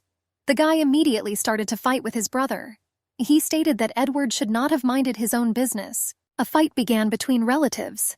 But our hero was a little taller and stronger, so he mostly received the attacker. After Edward calmed his brother, he immediately ran to Eve to make sure of her integrity. The little one climbed onto the groom's neck without hesitation. The girl hugged her protector tightly. The children's crying in the room did not subside. Eva said that from that moment everything was fine. The prince stroked the frightened poor thing, trying to calm her down. Edward returned to the servants. He ordered the servant to have someone talk to James so that he would not think of telling the public about what had happened. The prince explained that if rumors were known throughout the kingdom, the empress would not just leave it like that. The guy said that he had known for a long time that the servant was sent by Her Majesty. Without hesitation, he sent the spy out of the room. The servant tried to somehow justify himself, but it was useless. The butler obediently agreed with the order. Edward understood that this could still happen even if the king was still in power. Anything could happen to the emperor. And in this case, the spy would stop hiding and try to destroy our hero. The guy was in his room. He took off his shirt and got ready for bed. But someone knocked on the door. One of the guards was standing outside. The employee reported that Eva wanted to meet with His Highness. The lady was already in her sleep suit and obviously came herself. The girl immediately ran up to Edward to hug the guy. The guard explained that Miss was upset, and therefore ran to this castle area. She said that she decided to sleep with her fiancé. The hero ignored all the lady's questions. The prince suggested returning to the castle first. After some time, the couple came to the palace. Edward immediately explained that Miss just came to him and wanted to sleep together. The nanny apologized for not keeping an eye on the lady. She was worried that Eva could cause a lot of trouble for the prince. Cecil called the girl over. But she was stubborn and resisted, so she hugged the groom again. Edward stopped the servants. He said that he would sort it out himself and the maids should have just left. Eva pulled the guy to another place. The lady suggested looking at the view from the balcony. Our heroine was pleased that the nanny could not say anything. The couple went out onto the open terrace where the garden was visible. The girl admired the beauty and expected that Edward would also like this setting. The prince smiled for the first time all evening. Eva clarified that it was impossible to approach the fountain at night. Edward suggested that there were ghosts there. The lady laughed and explained that in the light of souls, a man and a woman could immediately fall in love. Eva said that when they were adults, they could go to the angel. The prince immediately agreed to this proposal. That evening, the girl achieved her goal, and our heroes slept together. Edward finally realized that such a marriage was not a punishment, but rather happiness. Eva suddenly became an adult again. She sobbed and begged her lover not to leave. Ruth was already approaching the girl, and the guy woke up in his bed. The brunette was shocked and covered in cold sweat. Our hero did not understand what such an extraordinary dream could mean. The merchants lit a fire. Although it was necessary to prepare for bed, people decided to first prepare the carts so that they could immediately hit the road in the morning. The priest brought Cecil and Eve to one of the workers. The man's name was Jack. He promised that he would take the ladies to the capital. The merchant was in debt to the Holy Father. The traveler said that the journey was very long and difficult, so he was worried that people who had never been on the road might simply not be able to stand it. Eva stated that she was confident in her abilities. The heroine did not intend to return to Bitsy's family, and decided to radically change her life. Soon the sun rose. The camp was completely ready for the team to eat. Many people were still sleeping. Our heroes, like mice, sneaked towards a certain cart. Jack escorted the ladies behind the trees so that no one would notice their presence. Eva was able to easily climb into the carriage, but Cecil, because of her age, found it difficult to get to the top, so the man had to help her. The merchant was the last to enter. The traveler looked back to check if anyone was near the cart, but fortunately no one was there yet. Jack crawled towards the ladies. The man explained that there were 40 carriages in total, and his carriage was numbered last. The numbers were written on one of the wheels of the transport, so our heroes had to check each time before getting on. The merchant clarified that he always rode last in the column. Because of this, the ladies had a greater chance that no one would notice the illegal immigrants. The caravan departed immediately after breakfast. A halt was planned every 2 hours since the horses needed rest. Lunch lasted a whole hour. Jack promised that he would try to cook for the girls, but he could not guarantee that they would get a meal. The man said that during rest stops he planned to park the cart away from everyone, but our heroes still shouldn't have gone out. And most importantly, the curtain could not be raised while driving. The traveler explained that the cart was immediately followed by a guard, so the illegal immigrants would have been noticed immediately. Eva listened to everything and remembered the instructions. The girl wondered how long it would take them to get to Montana. The merchant replied that it would take a week, but if the caravan had to go through transit, then the trip could be delayed. People were already starting their meals, so Jack had to go. The man wished good luck to his fellow travelers and only then got out of the cart. Our heroes are left alone. The ladies were pressed on both sides by boxes with goods for sale. Because of this, it was quite crowded inside. Eve suggested that it was worth hiding their real identities. Illegal immigrants could be immediately arrested if they knew who they were. The lady stated that from now on, Cecil was the mother, and the girl became the daughter of the servant. The nanny immediately wanted to start arguing and offer other options. Eva did not let her say a word. The blonde stated that her name was now Lily. Our heroine had previously considered the maid a close person. Cecil decided to agree with this option for changing personalities. The mother invited her daughter to cuddle up to each other and finally get some rest for a long time. Closer to lunch, the nanny continued to sleep. But Eva could not relax and constantly thought about what happened in the Bitsy family. The girl hoped that all this could be just a dream. The poor thing did not understand why God sent her such trials. The blonde was worried that she had committed a lot of sins, which is why her life was so painful. Eva could not hold back her tears. The heroine wanted someone to explain what exactly the lady did wrong to get such problems. The only thing that became clear to the lady was that if you tried to change and improve your life, there was always a chance of losing literally everything. Jack climbed into the carriage. The man quietly woke Eve up so that no one would hear their conversations. The merchant noticed that Cecil was very tired, since she was still sleeping soundly. The traveler held some food in his hands. He stated that he was only able to carry a couple of pieces of bread and water. The ladies obviously wouldn't have had enough of this, but Eva was happy with such a little thing. Jack said that lunch was already ending and the caravan was getting ready to hit the road. The ladies had a chance to come out at the next stop. The lady wondered where the guard was. The traveler explained that the guards went to other places during their vacation. But illegal immigrants should have been careful. The nanny woke up from the noise. Eva immediately suggested that Mom eat more since she herself was not hungry. Cecil suggested splitting the food equally. On such a difficult journey, it was necessary to take care of each other, because there was a chance of dying together. Our heroes ate a piece of bread. Although it couldn't be called a full meal, it was much better than just starving. The caravan moved on. The girls had time to go back to bed because they had nothing much to do in the dark cart. The horses continued to run. Since it was evening, many were already tired, and the rear carts urged those riding in front. There was a constant roar from behind the pits, transport shaking from side to side. The ladies couldn't relax, but rather there was another halt. This was the last rest before spending the night. As Jack promised, our heroes took a little walk, but it was unsafe to go far. Therefore, Eva and the nanny almost immediately returned to the carriage. The lady was worried that the guards had never been seen all day. The guards were from the famous mercenaries of POTUS, and it was very suspicious that they were so careless about their work. Cecil said that for illegal immigrants this was, on the contrary, good news.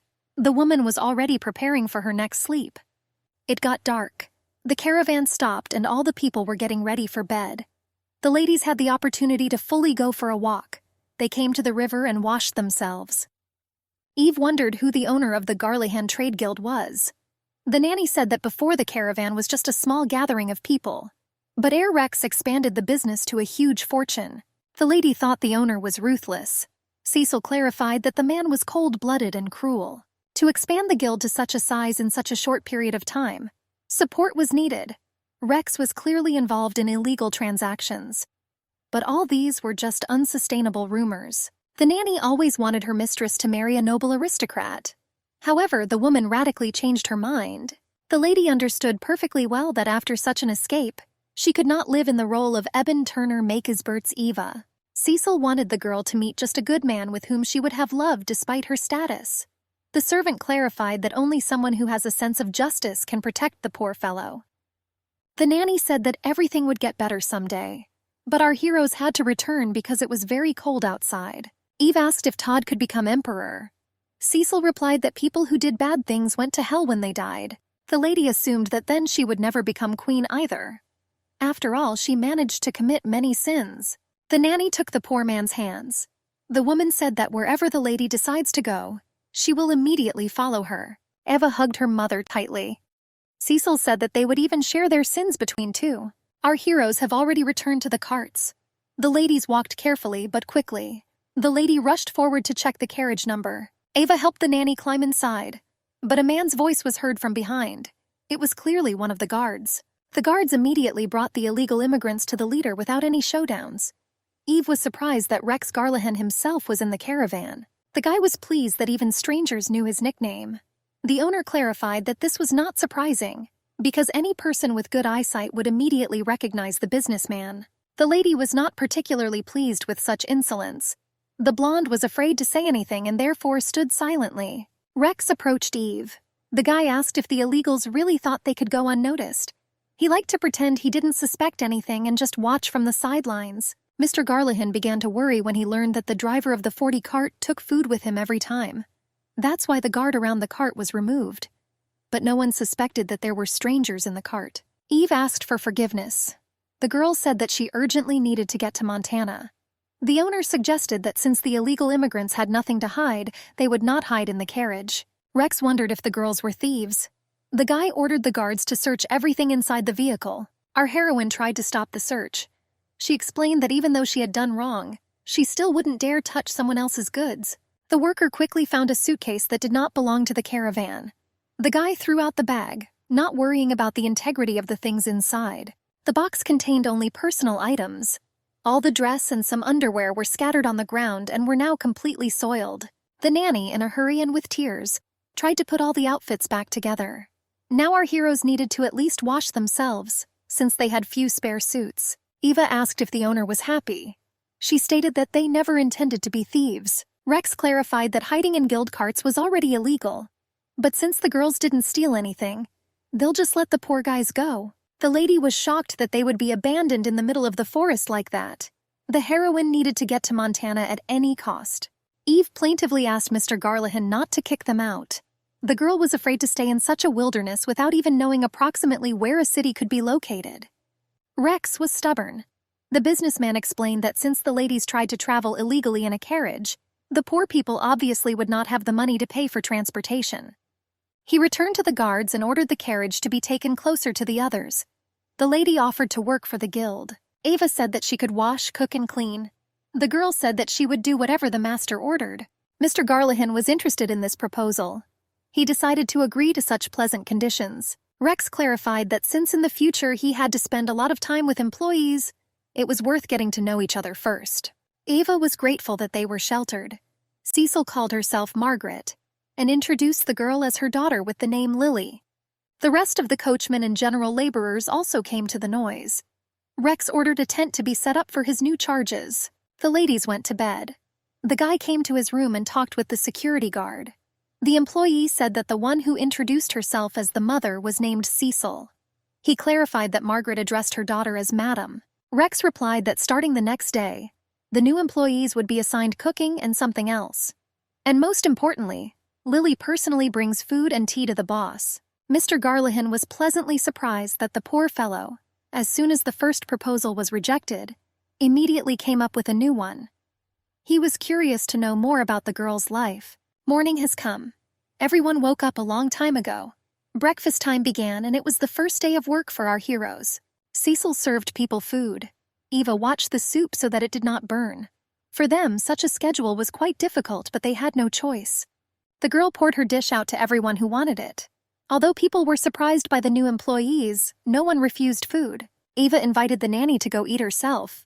The lady still had to complete the main task, take breakfast to the boss. The blonde entered his chambers. The servant said that she had brought a freshly prepared meal to the master. Rex said good morning to the servants. The guy asked how the employee slept in the new place. Lily replied that thanks to his kindness, she was finally able to get a good night's sleep. The leader apologized for such a night. Merchants just hated it when things were stolen, and you had to be careful because all the goods were very expensive. Rex, as soon as the soup was on the table, immediately began to eat. The guy admired Lily's cooking skills, but the owner put down his spoon. Mr. Garlahan explained that potato food was his least favorite food. The servant suggested quickly preparing another dish. Rex refused and said that it was okay if he skipped one breakfast. The gentleman said that because of hunger he would postpone work until lunch. Eve was frightened by such words. Rex ordered the worker to sit down. One of her duties was to wait until the leader finished eating. Lily sat down opposite. The guy assumed that the lady was from a noble but impoverished family. The servant wanted to remain silent, but Mr. Garlahan persistently asked again. Eva replied that she did not understand what they were talking about. Rex continued to ask. The leader was wondering why the worker did not get married and whether the servant had a lover. Lily denied all arguments. The girl guessed why the gentleman wanted her to personally bring breakfast. Mr. Garlahan suggested that the servant had a boyfriend, but the couple broke up. Eva continued to claim that she had never been in a relationship. Rex watched Lily's reaction. He stated that Mrs. Eyes twitched when she tried to lie. Our heroine noticed that the gentleman was very observant. The girl assumed that the guild owner grew up watching the expressions on other people's faces. Rex asked how she connected mindfulness and facial expressions. Lily stated that she was similar to Mr. Garlahan. Eva said that her life was quite difficult, and therefore she had to follow behind and watch people. The servant described the master that the guy could just look at the expression on another person's face and understand almost everything. Lily stated that Rex was afraid of such reasoning, so she was going to leave to do the rest of the work. Mr. Garlahan tried not to show emotion. The gentleman was amused by such unexpected arguments. Eva clarified that she saw perfectly well how the leader's eyes trembled. The guy was not particularly pleased with how the servant brazenly spoke. Lily was not going to answer any more questions like this about her personal life, because her only job was to sit next to her during meals. The servant collected all the dishes except the mug and went outside. Rex was left alone, and he had the feeling that the employee had won the dispute. Mr. Garlahan wasn't upset about it at all. On the contrary, he wanted to know even more about Lily's real personality. After breakfast, the caravan continued on its way. In one of the carts, there was constant talk about everything. Eva was sitting in that carriage. A fellow traveler talked about the stubbornness of people. The girl didn't really listen to him and just watched the road. The leader turned to Lily with a question whether she would like to change herself. The worker had to turn to her companion, but she did not plan to answer his question. Rex suggested that the girls start an affair. After all, the fastest and most effective way to change is to fall in love. Eva immediately refused this offer. Mr. Garlahan insisted that he was not a bad person. The guy said that he had a lot of ladies who were beautiful, kind, and those who comforted their lover at night. Lily felt uneasy about such frank topics of discussion. The blonde was surprised that Rex perceived girls as objects of entertainment. Mr. Garlahan talked about how he divided people into levels, high, medium, and low. But despite the distribution, the guy believed that there were no men better than him, and also those who were useful and unnecessary were highlighted. Rex clarified that there were also exceptional personalities. Eve asked how valuable a person who seemed unusual was. The guy said that everything depended on his feelings. If he was comfortable with a person, then he was an ideal creature. The leader assured that when Lily agreed to the offer of intimacy, the girl would have a happy relationship. Eva continued to refuse. He assumed that the lady did not want to be with him only because of her status. The heroine explained that it made no difference whether the guy was an aristocrat or not. The employee clarified that such thinking was not something good. Rex stated that the lady had an unimaginable ability to hurt people. Lily replied that she had not yet fully learned to use such skills. The leader began to laugh again. Eva did not have time to follow the change in his mood. Rex said that the caravan stopped in the Rubelski district, in the Duchy of Kensington. The girl had heard a lot about the owner of those lands. Mr. Garlahan was going to meet the man. He invited the worker to go together, but Eva immediately refused.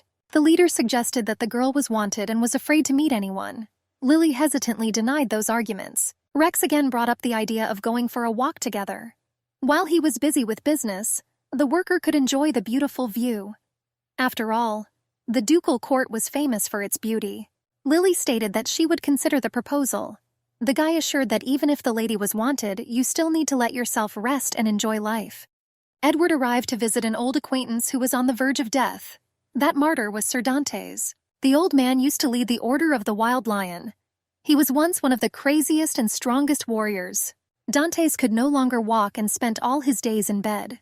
The poor guy extended his hand and asked the knight to come closer. The old man assured Ruth not to succumb to the tricks of the Empress Maria. Despite the opinions of others, Edward was still the only legitimate heir to the throne. The former warrior advised to strengthen his position in the Senate in order to suppress the influence of the Queen. It was difficult for the martyr to even just speak, so he fell asleep during the conversation. Ruth was grateful to Dante for all the help he had previously provided. After some time, Edward returned to the rest of the knights.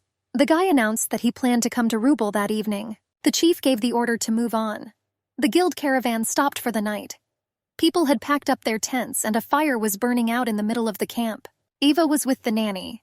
Cecil felt bad again. The woman had a high fever, but she still assured that everything was fine. The lady was trying to find medicine. Our heroine quickly realized that all the drugs had simply run out, so the servant tried to hide her illness. Eva had no idea what she should do next in such a situation. She was angry that Cecil had not reported her deteriorating health sooner. The poor guy had only one option left. The girl took her mother's necklace and decided to go ask the leader for money. Lily quickly came to Rex's tent. She said there was an emergency and she needed help. Some noise was heard inside. The worker was worried about the noise and the fact that the guy was not answering. The girl smelled it. Black smoke was coming from the roof of the tent. Something caught fire inside. Eva ran inside. Rex was fast asleep. Many notes and just books were already burning on the floor. Most likely the fire started because of a candle. The heroine decided to try to save the main one herself. She grabbed a leather coat from a hanger. Lily covered the main source of fire with her suit. The flames began to subside quite quickly. The worker sat on the floor and waited for the smoke to clear completely. Rex didn't even move during all this time, because the leader had his own enmity in a dream. The guy clenched his teeth and seemed unable to wake up. He remembered his mother, namely when a relative died in terrible agony. Little Rex was carried away from the dying man by a man. The boy tried to reach his mother's body with his hand. Mr. Garlahan managed to grab the man. Only the gentleman woke up and held Eve. The guy was covered in sweat. The leader did not understand who he touched. He quickly looked around the room and saw a worker. Lily didn't dare remove her hand. The couple found themselves quite close to each other and the two of them were afraid to say anything. Rex sat down on the bed. He ordered the worker to leave because he wanted to be alone. The guards also smelled the smoke. The security guard ran into the gentleman's room not knowing what had happened. Eva did not impose herself with her problems and decided to meekly leave the tent. The heroine moved away from the camp. The girl understood that the leader was frightened by something else. On the other side of the river, the clatter of horses' hooves could be heard. Because of them, a cloud of dust rose and nothing was visible. The knights crossed the bridge one after another. Among the men, one stood out very much with his armor and cloak. Eve noticed that guy. She tried to make out the suit because it felt like she knew that warrior. The horses ran very hard. The dust rose even higher. The knight got lost among the rest of the crowd. The girl hoped that the guy wasn't Ruth. After all, the blonde believed that such a meeting should not have taken place yet. Rex came up behind him. Lily did not expect that the leader would decide to take a walk after the fire and immediately asked why he came to the river. Mr. Garlahan was surprisingly calm. The guy said that they needed to talk about one thing. Rex explained that he was angry because of the smoke. He asked the worker for forgiveness for yelling at the savior. Eva replied that there was no need to worry, since everything ended well. The leader was wondering why Lily even came to someone else's tent at such a late hour. The girl remembered her request and reached into her pocket. Eva pulled out her mother's necklace. Rex did not at all expect to see such an expensive piece of jewelry on a simple worker. Lily asked him to take the jewel and in return take Margaret to the hospital. She asked if the chain would be enough to cover all the expenses for treatment. Rex was taken aback by the request. The guy said that such jewelry could cost a lot of money. Mr. Garlahan ordered Lily one phrase: question the assessment. He compared those words to the Our Father prayer. The guy explained that the worker had to go to all the buyers she found and sell the bracelet to the one who set the highest price. Rex said that the poor guy was lucky since she decided to give the jewel to him. After all, another person could simply deceive and then earn a huge amount of money. But the leader was not going to take payment, since Lily saved the tent from the fire. Eve asked if it was true about the value of the amulet. Mr. Garlahan replied that the girl was very naive and the worker could have been sold into slavery long ago. The lady assured that the companion did not do such a thing. Lily explained that naivety was not a vice. That is, she meant that it was worth trusting people. She repeated that the gentleman was not a bad person. Rex returned the bracelet. The guy liked these arguments. The companion said that Margaret would see the doctor the next day. They still stood by the river. Mr. Garlahan did not understand what exactly interested Lily in the night. Eve replied that the starry sky was especially beautiful. At that time, the knights arrived at the Duke's castle. The prince was officially greeted at the entrance, and the guys apologized for being late. The owner of the house was glad to see Edward after such a long time. The man said that His Highness had grown up and become simply handsome. The Duke suggested starting the conversation in another room. The missus said she would ask the servants to serve tea. Benjamin clarified that the prince had been riding a horse all day, which is why he felt tired. The servants have already prepared separate rooms for the guys. A beautiful lady was coming down from the second floor. The lady was glad to see His Highness. The guy noticed that he had not met Olivia for a long time. The knight himself was pleased with the long-awaited meeting. The lady said that she would personally accompany Ruth to his chambers, where he could finally rest. The guests came into the room. Benjamin wondered how the prince felt after the long trip. Edward remembered his plans. He ordered a servant to send people to check Baron Beatty's estate so that the spies could make sure that everything was fine with Eve. The guy didn't understand why such a rush was needed, but he wasn't going to contradict the gentleman. The next morning, as Rex promised, the three of them went into the city. Cecil had to be taken to the hospital, and Eva and the master had to go to the Duke. Lily was surprised by the calmness of the leader. The girl asked why Mr. Garlahan wanted to visit Cutsiter West, to which she received a vague answer. The worker became interested in who Cutsiter Gazani was. Rex didn't understand why she needed that information. Eva clarified that she didn't care about that person, and only asked questions to support the conversation. The leader knew something about the Duke that others had no idea about. Cutsiter was proud of his family and was cold-blooded and cruel. Rex clarified that Mr. Gazani was the president of the Senate, which made the man one of the most powerful politicians in the empire. The Duke was a cynic and a fundamentalist, which made the guild owner laugh. But the guy was going to cooperate with the side that was more significant in the kingdom. Lily thought that the master hated Kensington. Rex stated that he did not like all nobles because aristocrats smelled bad. Eva did not quite correctly understand this expression. The girl tried to sniff herself for a long time to find out what exactly the leader didn't like about her scent. Rumors spread among palace workers about the closeness of Edward and Miss Kensington. The maid said that the lady could become the crown princess. The servant dreamed of meeting the knight at least once. Ruth stood at the window and watched the bustle of the street. Namely, he saw more carriages arrive with some strange flags. The workers helped new guests with their things. Edward tried to remember if the family had a Delaphon leaf on their coat of arms. The guy looked closely at one of the carts where the lady was getting out. Rex helped the girl. That long golden hair seemed very familiar to the prince. Ruth couldn't believe that Eva had arrived in Cutsiter. He tried to convince himself that it was a completely different girl. Benjamin appeared from behind. He said that the Duke was already expecting the prince, and the guest should prepare for negotiations. Edward looked out the window again. The guy decided that the hair was just a coincidence. After all, no one could have thought that Eva would decide to go to Montana. The servant said that after the Senate meeting, the Duke went to Melida's salon. That woman, in addition to being a widow, was the mistress of the Marquis of Stoku, and he was the Empress's cousin. The prince suggested that the Duke could go over to the Queen's side. The guy was straightening his tie. Benjamin replied that this was unlikely.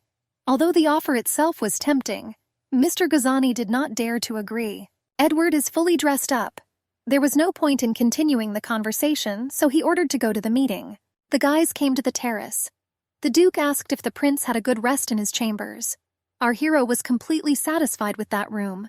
The owner of the house said it would be good if the guests stayed in the city. Earl explained that the vacation had been a little long, so they might have been reprimanded by the queen. The servant clarified that it was better to return earlier than to spoil relations with the empress. The Duke said that the guys did not look like people who followed the orders of the monarch. Katsudor suggested that His Highness did not care about other people's opinions, since the prince decided to visit Sir Dante's. The knight replied that the gentleman just wanted to express his condolences, and there was no need to be so careful. The guest was worried that he might say something unnecessary. Mr. Gozani argued that since the guys came to his castle, it was better to always be on the alert. After all, in that castle there were often the gaze of palace informers. Earl wondered whose spies he meant. Because there were few people who would dare to follow the prince, Edward also intervened in the conversation. He suggested that he had decided to arrange the meeting at the wrong time. The owner of the castle immediately calmed down. The man bowed and stated that he had always looked forward to the prince's visit. The Duke recalled his proposal. He was confident that if Edward agreed to those terms, it would be one of the strongest relationships ever. Our hero was surprised at how treacherous Mr. Gozani was. Katsudor, if the prince refused, could immediately go over to the side of the queen. Edward suggested rescheduling the meeting for a later date, namely to meet in Montana.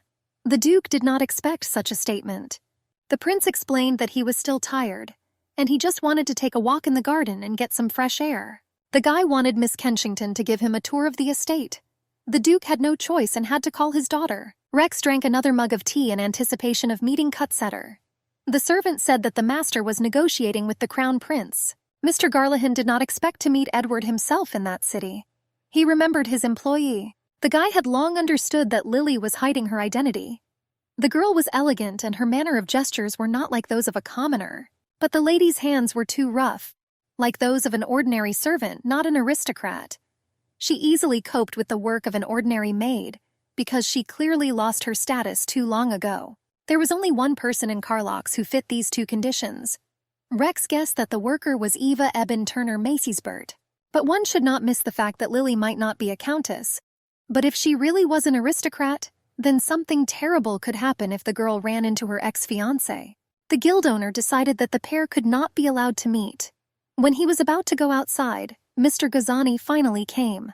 Rex said, since the prince himself had arrived at the estate, he thought it was worth leaving and rescheduling their meeting for another time.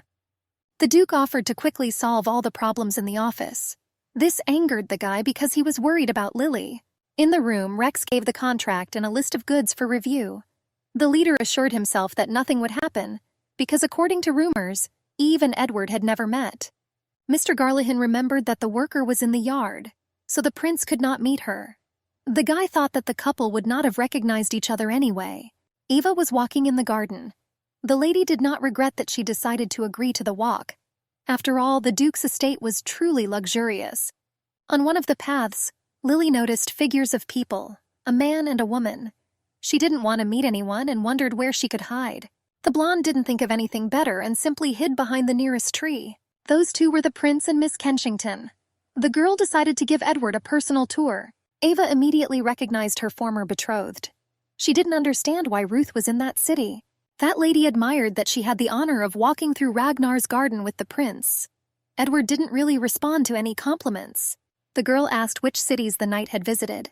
After all, Ruth had long since left for the Western Front line. His Highness told how he came to Vale. The lady remembered the castle of Count Maceysbert. Edward clarified that the estate had already been bought by Mr. Holland. The Duchess noticed that Earl's family already had 3 palaces. The prince suggested that collecting buildings was a hobby for the count. The girl said that according to rumors, Miss Maceysbert lived in a small house in Vale. Edward spoke about his meeting with Eve. Therefore, the gossip about the aristocrat's bad life was true. The lady immediately asked why the prince did not help his ex-bride. After all, the poor guy's life was difficult, and he couldn't do it without support. The prince explained that he planned to somehow help Eve, but the girl was against any of his proposals. The Duchess said he was wrong to offer his support. After all, it could be a humiliation for any lady to accept help that someone wanted to give out of pity. The lady clarified that no one would like it when they openly showed sympathy. especially such a noble person as Miss Macy'sbert. The companion said that if the prince planned to meet with Eva again, then it was best to turn to her for advice. The girls understood each other much better. The Duchess herself wanted to help the poor fellow. The prince invited Olivia to finish talking about Miss Macy'sbert. Edward stated that their relationship ended a long time ago. The guy asked his companion not to mention Eve in any conversation anymore. Olivia decided to agree to this demand. Our hero constantly had the feeling that someone was watching them. The prince decided to trust his instincts and turned around sharply. He approached the tree where Eve was hiding. But the girl left there long ago and on time. Edward grabbed his head. The knight did not understand why the image of the lady constantly appeared in his head. Eva ran back to the carts. The guy was sure that his ex-fiancée was his destiny. The poor girl decided that all that help and sincere kiss in the garden was just a deception. For the prince, the girl was just a person whom he met by chance. Eve was sure that their time together had no meaning for him. She stated that Ruth should have been forgotten forever.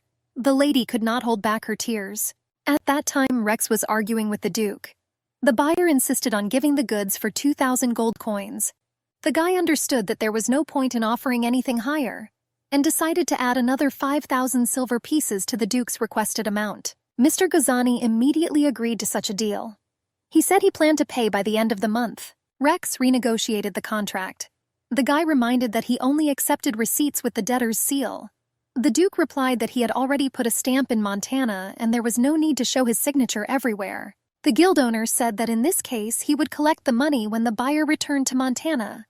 Accordingly, Mr. Ghazzani would have received the goods only after payment. Rex insisted that he trusted the Duke, but wanted everything to go smoothly. The guy clarified that he demanded the seal not only from Catsiter, but also from other nobles. Therefore, there was no point in being indignant. The Duke gave up and went to the cabinet. He stated that he did not understand the point of putting a stamp everywhere. Perhaps the man was trying to deceive the merchant. Mr. Ghazzani found his seal and signed the document. Rex was pleased because from that moment on the piece of paper was an important document. The Duke asked the guild owner to lend another 30,000 gold coins. Rex didn't expect Catsiter to try to take out another loan. The man assured that he would return all debts. Mr. Garlahan was sure that the Duke was not lying. He was worried that the owner of the castle was having some problems. The guy recalled that the buyer had previously borrowed a fairly large amount. And at the same time, interest payments for the first 2 months were deferred. The Duke became angry that the merchant was trying to insult Catsiter's dignity. He stated that cash flow was a bit delayed. Rex asked for forgiveness. The guy realized that he had hurt the debtor's feelings with his words. Mr. Ghazzani told him not to worry about trifles, but to quickly prepare a new loan. The Duke clarified that he would return all the interest later. Rex replied that when they met in Montana, they would sign a contract. The guy reminded him not to forget to take the seal with him. The servants prepared the carriages for departure. It was already evening and it was necessary to return to the caravan in order to continue the journey. Mr. Garlahan opened the carriage door. A saddened Lily sat there. The guy asked why the worker locked herself inside and didn't walk around the garden. Eva did not respond to questions. There were tears in her eyes. The leader guessed that the girl had met the prince. After some time, the carriages went to the caravan. People drove into the forest where they had to cross a river. Rex decided to start the conversation first because the girl was sitting silently. He asked if everything was okay with the worker. Lily stated that she had a pretty good time and there were no problems. The girl asked if the leader had time to resolve all his affairs. Mr. Garlahan explained that there had been a delay due to the arrival of the prince. He suggested that Edward wanted to cement his relationship with the Duke. After all, there was one way for Ruth to gain power. It was to subordinate the nobles from the Senate to him. Rex said the guy could have just come to meet Olivia. Eve was immediately interested in this guess. The leader said that the Duke's daughter was considered the most beautiful lady in the capital. There were rumors that the lady was the first contender for the role of wife for Edward. Lily was not pleased with this news. Rex knew it was best for them to quickly change the subject. Mr. Garlahan said the palace was very dangerous. The worker forgot about Edward and began to listen carefully. Rex asked the worker if she ever managed to get to the Senate, then immediately run away from there. After all, that place was dirty, and with evil people. A girl like Lily couldn't stand it all. Eva didn't know how to answer her. There was silence in the carriage again. The heroine looked out the window thinking about her own thoughts. Rex tried to understand what the worker was thinking so hard about. He assumed that the servant was upset about her situation, or was thinking about the prince and Olivia. The guy asked what Lily was thinking about. The girl replied that she was trying to understand why everyone wanted power in the Senate. Mr. Garlahan did not know how to explain the whole meaning of that struggle for dominance in the kingdom. And again silence hung in the carriage. The carts began to stop unplanned. The horses slowly slowed down and stood in the middle of the path. The worker approached the chief's carriage. Rex didn't understand what happened. The man explained that knights were approaching from behind and most likely the prince himself was among them. It was necessary to let the herd move forward so as not to create a traffic jam. Mr. Garlahan ordered everyone to get out and wait until the road was clear. The merchant immediately ran to carry out the order. Ava heard everything. The girl was completely trembling with fear, which her fellow traveler could clearly see. Rex knelt down in front of the lady. He asked Lily to get off the carriage because there was simply no other choice. The heroine was silent and ignored all Rex's words. Miss Makisbert did not want to leave the carriage and see Edward. The whole group of knights also stopped on the path. Benjamin did not understand what happened and why the unplanned vacation began. One of the guards explained that there were 2 carriages ahead. He assumed that the traveler wanted the warriors to go first. Earl stated that everything needed to be checked. After all, such actions could turn out to be a trap created by bandits. The group rode on. All the merchants lined up near the carriages and bowed as a sign of respect for the warriors. The soldier ordered to introduce himself to the travelers. Rex identified himself as the owner of the Garlahan Trade Guild. He explained that they saw the knights heading along that path, and therefore decided to let everyone through so that there would be no traffic jam. Benjamin told the prince that the coat of arms really belonged to that union. The guy clarified that this was the largest sales business in the empire. The servant suggested that Edward talk to Rex. Ruth recognized the carriage and flag. He understood that among the merchants there must have been a lady who looked like Eve. The prince got off his horse. The guy walked closer to the travelers. 2 soldiers walked behind, ready to fight at any moment. Edward introduced himself as a descendant of the royal Bertfeld family. Rex stated that it was an honor to meet such a person. Root wondered why Mr. Garlahan was on that property. The merchant explained that he had to deliver something to the Duke of Kenshingan, and now he was returning from a business meeting. Rex noted that he was aware of the prince's arrival at the estate. The guy insisted that he decided that he had no right to see such a person, so he left without saying hello. Edward admired the fact that Mr. Garlahan was able to lead the largest guild at such a young age. Ruth said that someday he would invite a merchant to his castle. The prince was surprised that Rex did not thank him at all for the offer of a meeting, and was not even particularly happy. The guild owner had no fear of a person higher in status than him. Edward understood that he could have established a relationship with the guy if not for his pretense. The knight asked who the merchant went with to the Duke. Rex stated that he was not alone. Mr. Garlahan clarified that he took several things with him. The prince liked this joke. Ruth asked if there was a girl with the traveler. Mr. Garlahan did not lie and said that his bride was in the carriage, but her beloved was not feeling well because she was sleeping. One of the guards called the merchant a liar. He ordered the entire carriage to be searched and he himself reached for the sword. The man pointed the gun at Rex. The guy was not afraid of such threats and agreed to have the cart checked. The merchant asked the guys not to make noise because his bride was pregnant. The traveler lied skillfully, which was difficult to even notice. The knight reported that there was a girl inside. The angry guard ordered to go inside. Edward stopped that chaos. He asked for forgiveness and specified that at the next meeting he would make amends for his rudeness. Rex bowed and said that he held no grudge against the noble knights. Both groups did not have time to communicate further. Ruth mounted his horse. Before moving on, the guy wished his new acquaintance as well as his bride happiness and prosperity in marriage. The entire group of knights moved on. The prince's horse stood out in the crowd. The animal was taller than the others and bright white. Eva carefully looked out the window. The girl was covered with a jacket in case the knights did go inside, to show that the pregnant woman was indeed asleep. Rex opened the carriage. He said that the soldiers had already left.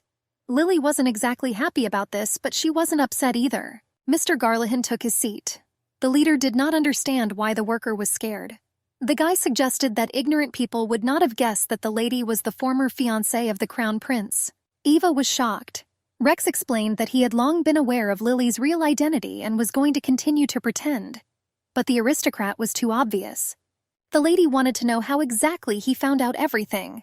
The guy talked about rumors that the noble lady and the nanny ran away for unknown reasons. Rex stated that he had no intention of interfering in Eve's life. The leader will continue to pretend that he knew nothing. The girl thanked her for understanding. The gentleman suggested that she sleep, because the plan was to take Margaret to the hospital. At the first aid station, the doctor said that the cold turned out to be much more serious. Cecil had obvious symptoms of mild pneumonia, but if the woman was going to rest a lot and follow all the instructions, she would quickly recover. Eva was glad that the illness was not serious. Lily asked her mother to take medicine so that she would not get worse. Margaret assured the girl to finally take care of herself. Rex and Eve had to go outside because visiting hours had ended.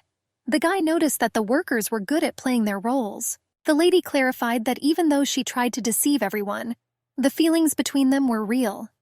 She stated that Cecil was like family to her. Rex was surprised how strong the love was between the nanny and the girl. Eva asked what kind of relationship the leader had with his mother. Mr. Garlahan said the relative died too soon.